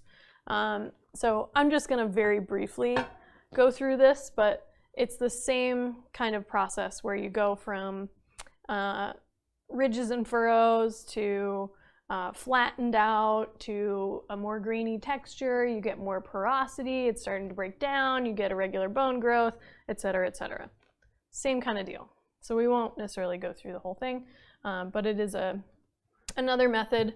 I won't really go into this. This is the one that I like typically for method-wise, and it's a component approach, so it's similar to that other one I mentioned where you're looking at very specific things. But I won't go through each of these, it's just too much detail. But essentially it's going through the same thing. We're going to look at 5 different specific things that we want to look at on the surface, score them, sum it, and then that sum is associated with an age range. Same kind of deal. All right, then we have rib ends. The sternal end specifically, so your sternum is your breastplate here, and our ribs are going to start back here with our verts and then come all the way around and attach to our sternum, or there's cartilage in between there. It depends on the rib, but essentially at the junction between the rib itself and the cartilage that it's articulating with, we tend to see changes at that rib end where it connects to the cartilage. It looks really nice and round and pretty when you're young, and then as you get older, They become super uneven, irregular. You get all these crazy extra bone growth. So you can see here, this bottom picture is what we call the crab claw. It looks like a crab claw. Those are essentially just bony outgrowths that have grown off of the end of that rib, and they get really irregular and sometimes very large like that, so it looks like a crab claw. Again, this method has these like arbitrary age ranges that are not based on statistics, so this is another problem. Again, it needs an update. This is kind of true of most things, to be perfectly honest. What's up with the baby in the right of the screen? Baby? What? Me? What? What are we talking about? What are you talking about? Are you talking about me? I don't know. Is there a baby? I'm confused. What do you mean? Tell me what you mean. All right. This is what they look like. This is just kind of illustrations that represent each stage. This is the first of them. And they go all the way up to, there's 8, I believe, or 9 total. So yeah, they look nice. They're kind of this, it's the same sort of pattern where they look like they're about to fuse with something in the beginning, and then they just get more and more irregular with extra bone growth. I don't know if I want to touch this one. Oh, I see. There we go. Okay. That's a good question. Oh, those are the live thingies. That's an extension that I have on here. So if you go on here, I'm gonna throw up a kappa. So like you can change them. I could throw up a Craigasm if I want to. There you go. So you can click on that and it'll float. So yeah. I was like, what are you talking about? Where is there a baby? But yeah, so it's just like a little thing that floats up. It's kind of cool. But yeah, okay. So yeah, so that's what it looks, same kind of idea. We essentially just go through the same process everywhere. We, yeah. Yeah, we're harvesting those for their stem cells. That's true. Yeah, it's a really cool extension. I actually really like that one. I don't think that many people know about it, so you guys should start spamming the emotes on the actual screen itself. I just love these extensions. Like, it's a way for people to actually truly interact with the stream as opposed to just being in chat. Super cool. But yeah. Okay, so that's generally what happens. They're nice and pretty, and then they get grody. That's kind of what the rest of our body looks like. So then we have histology. So this is on a cell basis inside the bones. And in order to do this, we have to look at a cross-section. Or hang on, I'll go back. We look at a cross-section of usually long bones is the way we do this. So you'd actually have a bone, you take a physical cross-section, throw it up on a microscope, and we're essentially looking at the microstructure of the bone itself. And what we are looking at is what's called the Haversian remodeling system. So this is the normal regenerative process. This is essentially what I mentioned earlier, where we have osteoblasts building bone, osteoclasts come out and get rid of old bone and remodel. So that's everything that's going on normally, just normal bone cell turnover. But during this process, each one of these cells is called an osteon. And sometimes, well, usually, the normal life cycle of a bone cell, which is called an osteon. Some people say osteon, maybe you've heard that. But one single bone cell, one osteon, is going to go through a particular lifespan. It's going to be laid down by an osteoblast first. You have a single ossified cell. At some point, maybe an osteoclast comes in and gets rid of it for some reason. Maybe it needs to because of trauma or whatever. But if that doesn't happen, that osteon is going to mature into what's called an osteocyte. And basically, this is a normal thing that just happens as bone cells age, just like we do. They're happening kind of on their own level as well. And they stay that way. Once they become an osteocyte, that is their permanent state. And so generally, the number of osteocytes that you see in your bone is representative of how long you've been alive. So, or really how long that bone has been remodeling. So as we age, with greater age, we have more osteocytes. So we have this method called Osteon Counting, which is literally exactly that.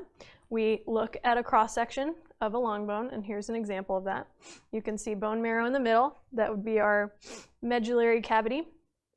And then you can see each one of those little circles. It looks kind of like a target. Each one of those is an osteon. Oh man, almost 3 a.m. Night, fellow hoodlum. Thanks for hanging out. I hope you learned something. Have a good night. Yeah, so each one of these is an osteon. That's a single bone cell. And you can see the Haversian canal. That's where we get Haversian remodeling from. Each one of those could be an osteocyte. And they look a particular way. You can tell that they are osteocytes as opposed to a young osteon. So essentially what we're doing is counting the number of osteocytes. And it's exactly what it is. You just go through, count them. The more you have, typically the older you are. And it actually works pretty well. It's a pretty decent method, and it definitely works for older individuals, probably better than pubic symphysis even. Problem is, nobody wants to do it because it kind of sucks. If you can imagine having to count cells, which there could be thousands, you know, that's really hard to do. And everybody hates doing it. It's actually kind of funny, like, this is a method that was pioneered by some people at Ohio State, and everybody who goes to grad school at Ohio State typically ends up having to work with this in some way. There's a lot of teeth stuff there too, but it's kind of funny, like people will specifically be like, no, I don't know if I want to go to Ohio State because I'm going to end up having to do Osteon counting. So it's just a weird thing that everybody hates to do. But it works pretty well. So if there was a way for us to automate this, say with some machine learning or something like that, where we could put an image of a cross-section and have some sort of artificial intelligence count the osteocytes for us, that would be awesome.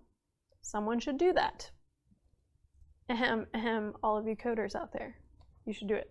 This would actually be really helpful.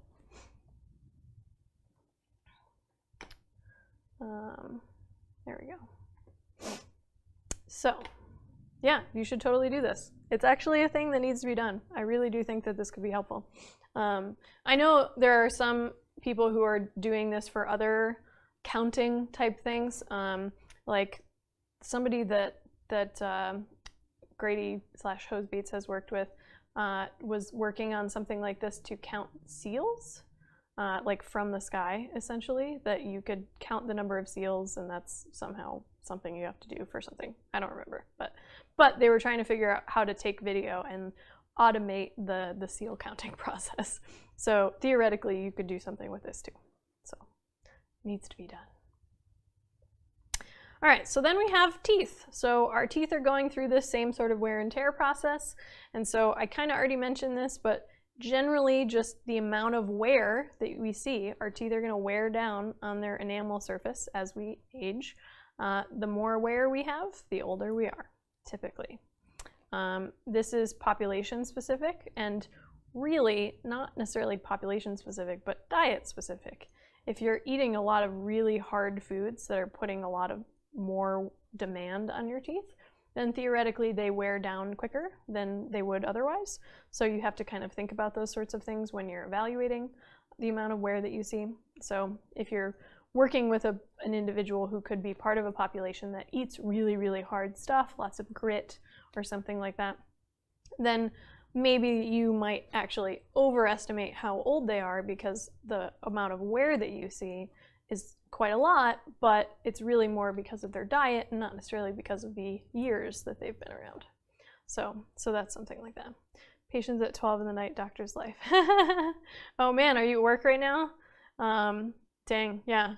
If somebody's coming in at midnight, that probably sucks for a patient and doctors, maybe.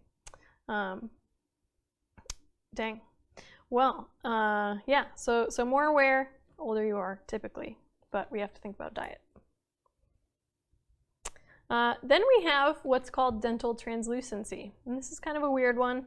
Not a lot of people use this, but because you have to be able to look at the roots, so that is something we don't always get to do, especially if we have a complete mandible and maxilla. But essentially what happens here is that as we get older, the roots of our teeth, so the part that's actually inside, okay, cool. Not at work. Yeah, Bible thump, that's very sad. Yeah, feels bad, man. It's true. But yeah, so, sorry, I lost my train of thought. Yeah, so they, oh, okay, yeah, I'm sure. The Hippocratic Oath, right? So typically teeth will become more translucent as we get older, and it's not teeth, but the roots of teeth. And it happens from the bottom up, so you can see in this image here. So this is the part that I'm talking about that's translucent. You can kind of see this is much more opaque. There's more white sort of in there, but then the bottom part is pretty see-through. And so this happens from the tip all the way up, and it grows basically with time. So as we get older, we have more and more of the root that actually is see-through. So that's another way we do this. Same kind of deal. The amount of translucency you see would be associated with some sort of age range, and that's giving you something. So yeah, so that's kind of our last one for today. But just to kind of summarize here, and we're about done here. These are just some of the methods that we use. I would say this is most of them, but we're kind of coming up with new ones, and some of them are kind of combinations of some of these ones that I've already mentioned. Some of them are updates, so they're more statistical and those kinds of things. But this gives you kind of a decent picture of what we're typically doing. And we are going to do most of these, if not all of these. I would say the teeth tend to be somewhat secondary. We'll probably look at wear, certainly, and we're going to document all of that. But things like Osteon Counting and dental translucency, like, you can only do it if you have the equipment to do it, and if you have the ability to actually look at the root, which is not always the case. If you have separate teeth, you can, but we don't necessarily want to like pull them out of the socket if it's complete. That's kind of not cool. But yeah, so that's kind of a general overview of what we typically do to estimate age from an adult skeleton.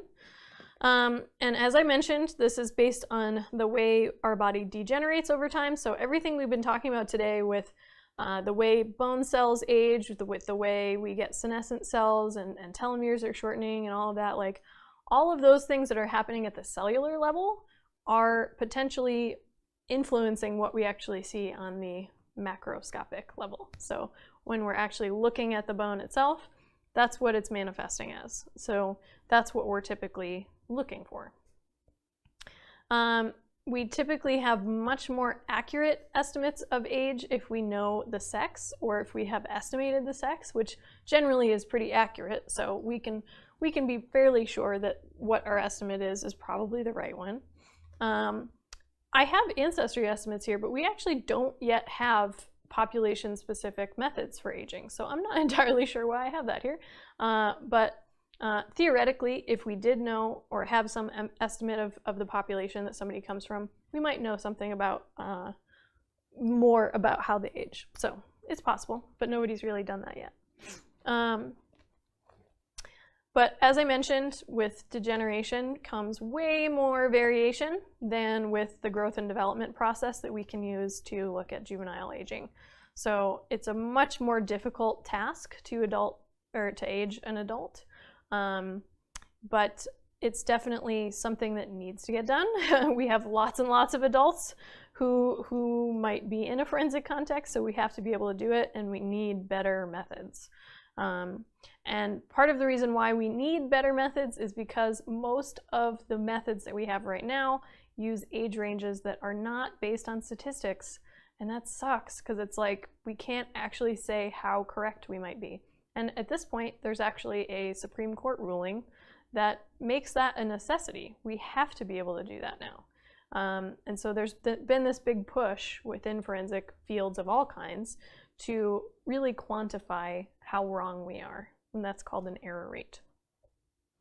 But then if we do have statistical methods, they're extremely wide and not usually that useful. So with stage 6 in the pubic symphysis method that I mentioned, having a 60-year age range is next to nothing compared to just saying in adults. It's completely useless, because you can just stare at a skeleton and pretty much immediately say that it's an adult to a trained eye, you know?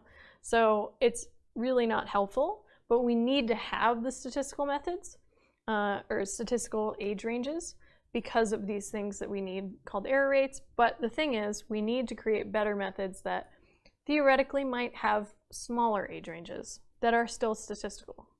And what I think is the way that we start doing that is by quantifying surfaces of joints instead of looking at them.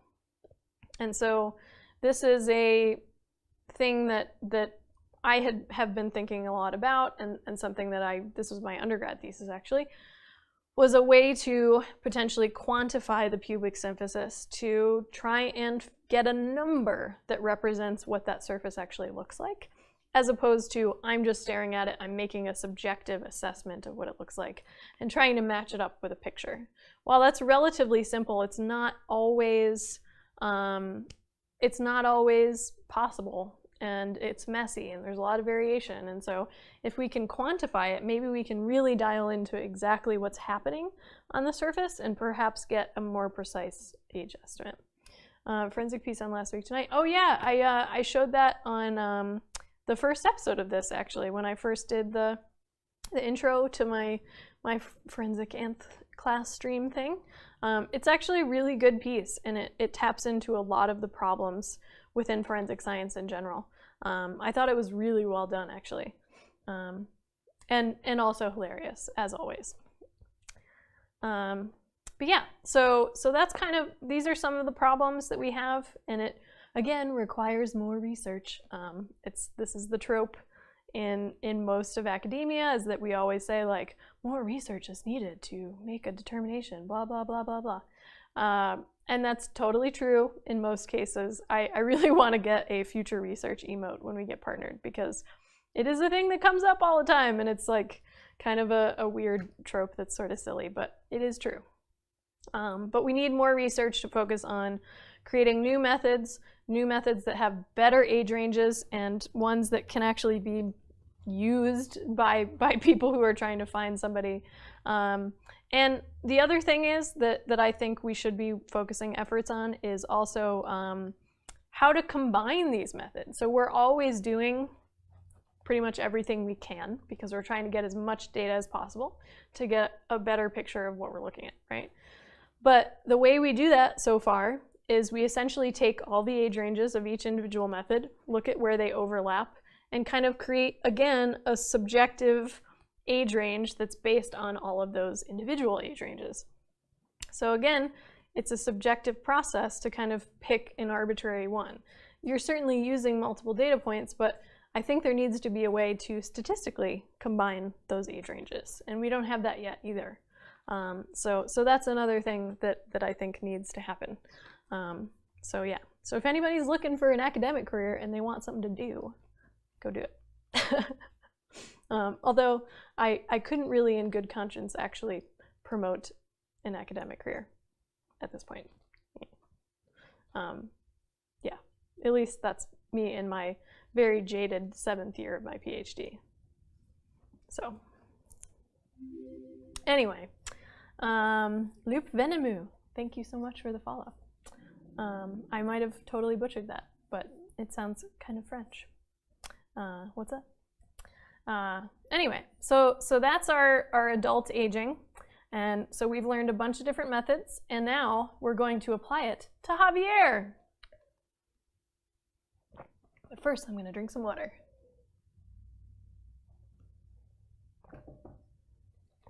All right, let's see what we can do with Javier.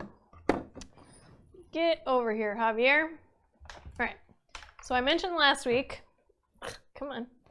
I mentioned last week that Javier is an adult, and I can see that pretty easily just by looking at his skeleton here. I'm gonna back up the camera so we can see a little bit better. There we go. Okay. Javier. I did a lot better than most people. Okay, cool. So the French I took in college probably served me then. That's good. I'm glad. So here's our good buddy Javier, and we're gonna age him. So I mentioned last time that he is an adult, and we can tell that relatively easily by looking at a whole bunch of his bones. And obviously this is not real, so this is not necessarily a real way to do this, but we can look at his long bones and see that they are completely fused. There's nothing to suggest that they are still fusing. You can see the femur there, we can see his knee, etc., etc. They are solid bones, it's one bone. So we know that he's an adult. He has finished his growth process. But let's look at where he is in the degeneration process. He has been waiting in the wings this entire time for so long. In fact, he's wasted away. All of his soft tissue is gone. So sad. Stop being on a diet. You need to eat, Javier. You can't leave us. You can't leave us. All right, so let's take a look here. So first off, let's go with cranial sutures. So let's take a look at his sutures. And he actually has sutures, pretty legit. He has kind of an extra suture that's just from the construction of the, he overdid the keto. This is just the construction of a fake skeleton, but he does kind of have an extra suture here. And it's kind of funny because it does look kind of like an open suture. So if you look at it kind of close up, there is a gap in between the two pieces. And so it does look like kind of an open suture. So those are going to be a few data points for open sutures. We're going to pretend they're real. And then he's got these other ones in the front that are pretty much closed, not obliterated, but I would say you know, between 25 and 50% closed. Let's say that. So he's got a bunch of sites that are kind of open and a bunch of sites that are mostly closed. So let's just say we're going to put him kind of right in the middle at that point. We'll say between like 30 and 50. So with cranial sutures, we'll say between 30 and 50. How about that? So that's probably pretty legit. If I were doing this for real, I would look up the real age range and we'd score each individual part and blah, blah, blah. But, so that's what the cranium tells us. Now let's look at the pubic symphysis. And he actually does have a pubic symphysis. This is really awkward, you guys. But he actually does have a pubic symphysis, and it's very flat. I'm going to see if I can show this to you without fucking up the camera. But there you go. You can see the inside of his pubic symphysis there. It is articulating with itself, but it's very flat. Whoops, there we go. So you can see both sides relatively flat. So if we're doing the Saatchi-Brooks method, let's see if I can go back. There we go. Okay, if we're doing the Saatchi-Brooks method, then the flat pubic symphysis is probably also somewhere in the middle. So where we don't have the ridges and furrows anymore, and we don't necessarily have all of the growtiness that comes with age, that all the weird abnormal bone growth, and so I would probably put him in, like, I don't know, stage 3 or stage 4, something like that. And those are, again, kind of somewhere in the middle in terms of age ranges, maybe something like 30 to 60 or something like that with the wider statistical age ranges. So, so again, kind of somewhere in the middle. Auricular surface, he does have one, but we can't see it. It's actually kind of articulating for real with the sacrum here. So we can't use that method, unfortunately. But that is something that kind of happens in nature sometimes. Occasionally, we do have sacral fusions, so the sacrum will completely fuse to the ilium that it's attaching to. That does happen, kind of similar to like with the deer that I was showing you earlier. So sometimes we might have one piece where the os cox on one side is completely fused to the sacrum, but then the other side is separate. That's entirely possible. Sometimes they're both fused, so we wouldn't be able to use that method. So this is totally accurate to what we might actually find on a real skeleton. So then, the other methods we're going to use, Osteon counting, we can't do that. We can't cut this one and make it into a cross-section. That would be very sad. I would not want to harm Javier in that way. So we can't use that method either. And then, when we look at his teeth, we can look at where, okay? So let's take a look at his teeth. Here we go. Okay. So we can kind of look at his teeth and get a nice close-up of his mustache there.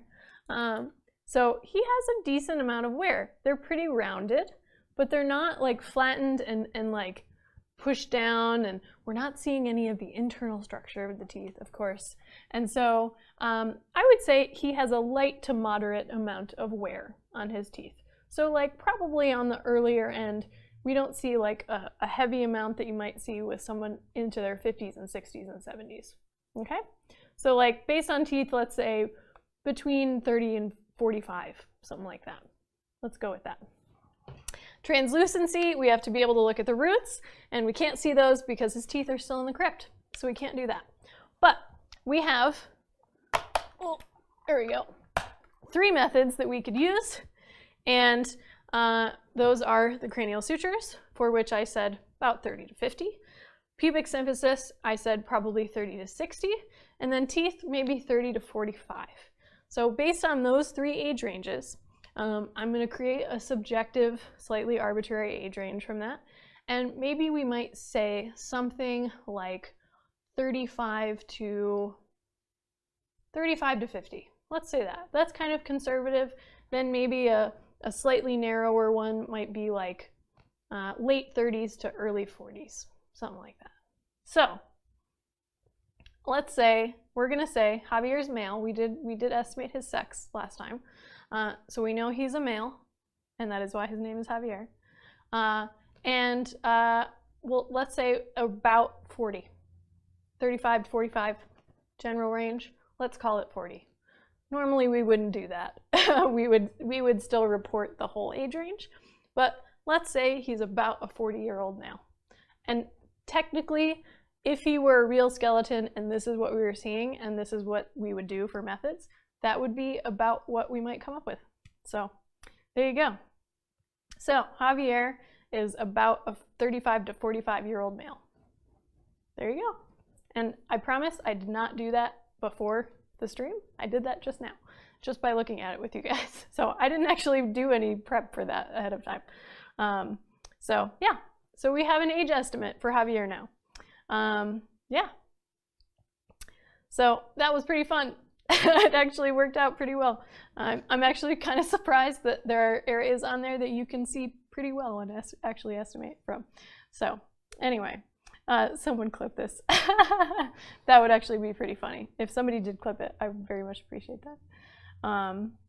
Oh, you had a real skeleton. Yeah, was it just like an anatomical specimen? I would love to have one. But it's, I don't know, if you're not in like an academic institution, especially here, like it's just kind of frowned upon now. Like I would feel weird having an actual human, yeah, donated to a university. Yeah, there you go. So I would feel weird about it, having it at home. It would be cool, but I would definitely feel weird. So primary school had a real human skeleton, yeah. Most labs do. I mean, certainly any osteology lab is going to have at least one. I think we have 2 or 3 that are like actually articulated and everything, like the ones that hang on the stands. But then we also have several thousand skeletons up in a repository separately, but they're in boxes and stuff. So yeah, I'm generally pretty surrounded by skeletons. So oh, okay, yeah. So that makes sense for sure. Doctors certainly need them. It's a big anatomical model, so that's cool. But I've got a cast. Someday I'd really love to get a CT scan. Oh, it was in the clinic. Okay, that makes sense, yeah. I'd love to get a CT scan of my whole skeleton and then use the CT 3D data to create like a 3D model of my own skeleton and then 3D print that shit. I would love to do that. That would be the greatest thing that's ever happened to me, to have a model of my own skeleton. That'd be sick. So anyway, so that's it for aging. We now have an age estimate for Javier, and yeah. So next week we'll continue with more biological profile stuff. I may end up combining ancestry and stature. I'm not really sure. I'm trying to be as like politically correct as possible. Ancestry estimation is one of the areas of forensic anthropology, or just anthropology in general, that is a really touchy subject. But hopefully I can kind of cover it in a way that makes sense without like spouting a bunch of bullshit. And I should reiterate that the whole purpose of estimating ancestry is to try and identify the person. So we're trying to look at things on the skeleton that may or may not correlate to how they might have identified in life.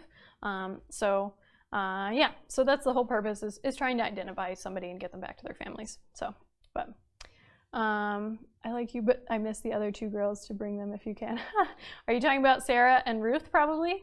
Ruth has been on, so she was on Science Happy Hour a couple weeks ago, I think. She'll be on again soon. I've been trying to get Sarah on, but she works on Friday nights. So I haven't had her on in quite a while, but we'll definitely have another one, actually. She's a geneticist, as you probably remember. And so at some point we're gonna have an episode where we talk about ancestry testing. So like all the DNA stuff that you can get done, like 23andMe, and Ancestry.com does one now, and all that. And we'll actually talk about how it works.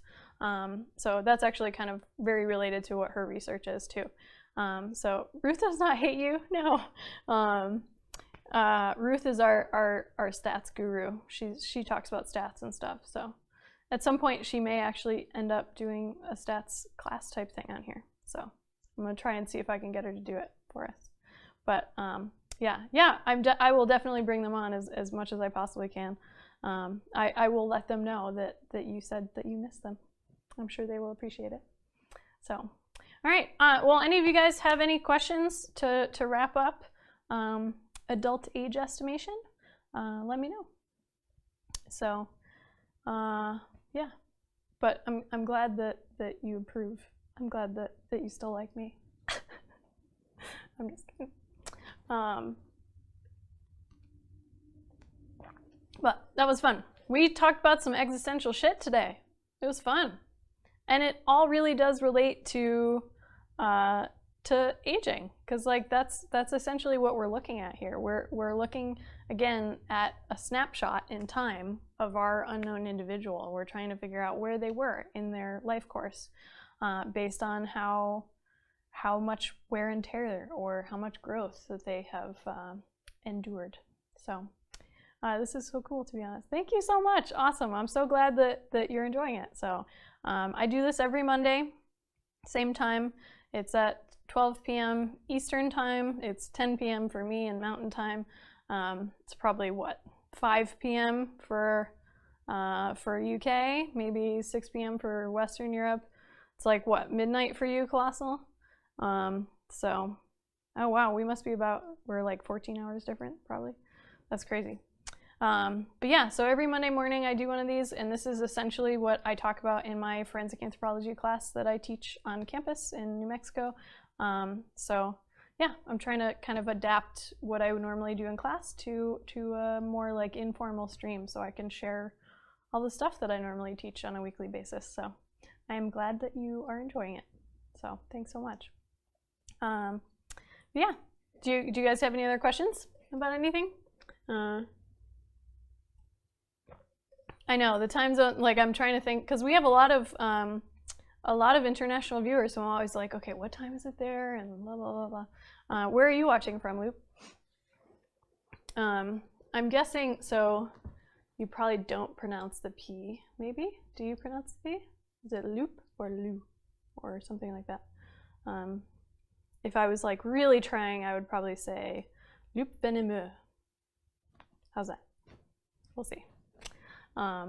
It's been a while since I took French, but I like it very much as a language. So, but yeah, cool. Well, thank you guys so much for hanging out. If you guys don't have any other questions, you know, we can keep chatting, and P is silent. Okay, so loup venimeux.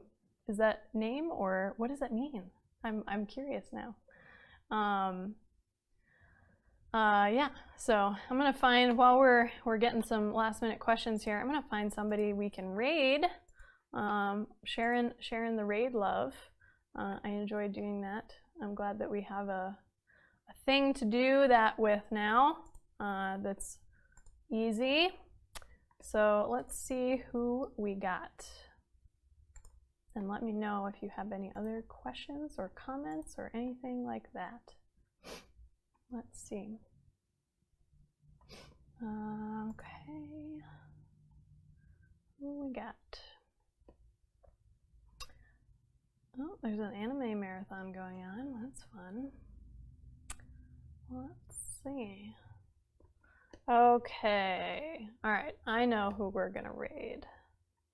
We're going to raid Fiend. Fiend is doing a co-stream. Oh, Venomous Wolf. Oh, cool. Nice. Awesome. Gotta sleep. Awesome. Good night. Thanks so much for hanging out, Colossal. Hope to see you again. I will definitely, I'll send you a whisper next time I can get Ruth and Sarah on, so you can be sure to come hang out with us. But yeah, but I will be here next Monday at the very least. But we're gonna raid Fiend. Fiend is a great artist who is doing a co-stream with a Twitch friend of mine, Lady Luthien, who comes and hangs out with me in here quite a bit, and I hang out on her stream quite a bit. And she also does amazing art stuff, and so they're doing some stuff together because they're hanging out right now. So we're gonna raid Fiend, and I'll have you guys all type "It's an Inertian Invasion" in chat. Throw up some emotes, maybe some raid rocket things, and some popcorns if you guys are subs, and we'll head over there to Fiend's channel, and I'm trying to make sure I spell this correctly. There we go. Cool. All right, so join us over for the raid. They're doing some cool ink stuff right now, so let's go hang out in there and maybe watch some art. So Lady Luthien does tutorials too. She'll do paint-alongs, which is pretty fun. So I hope you guys join me for that, and we'll spread the Twitch.edu love a little bit. And yeah, so click that join button, head over with me. It will head over there as soon as the timer runs out. So make sure you click that raid button and join us. Watch some lovely art. All right, I will see you guys next Monday. We're off Science Happy Hour this week, but we will be on with Dating Another Path to Suicide for the podcast on Wednesday. So, all right, I'll see you guys next week, and probably on Wednesday if you come hang out. All right, bye.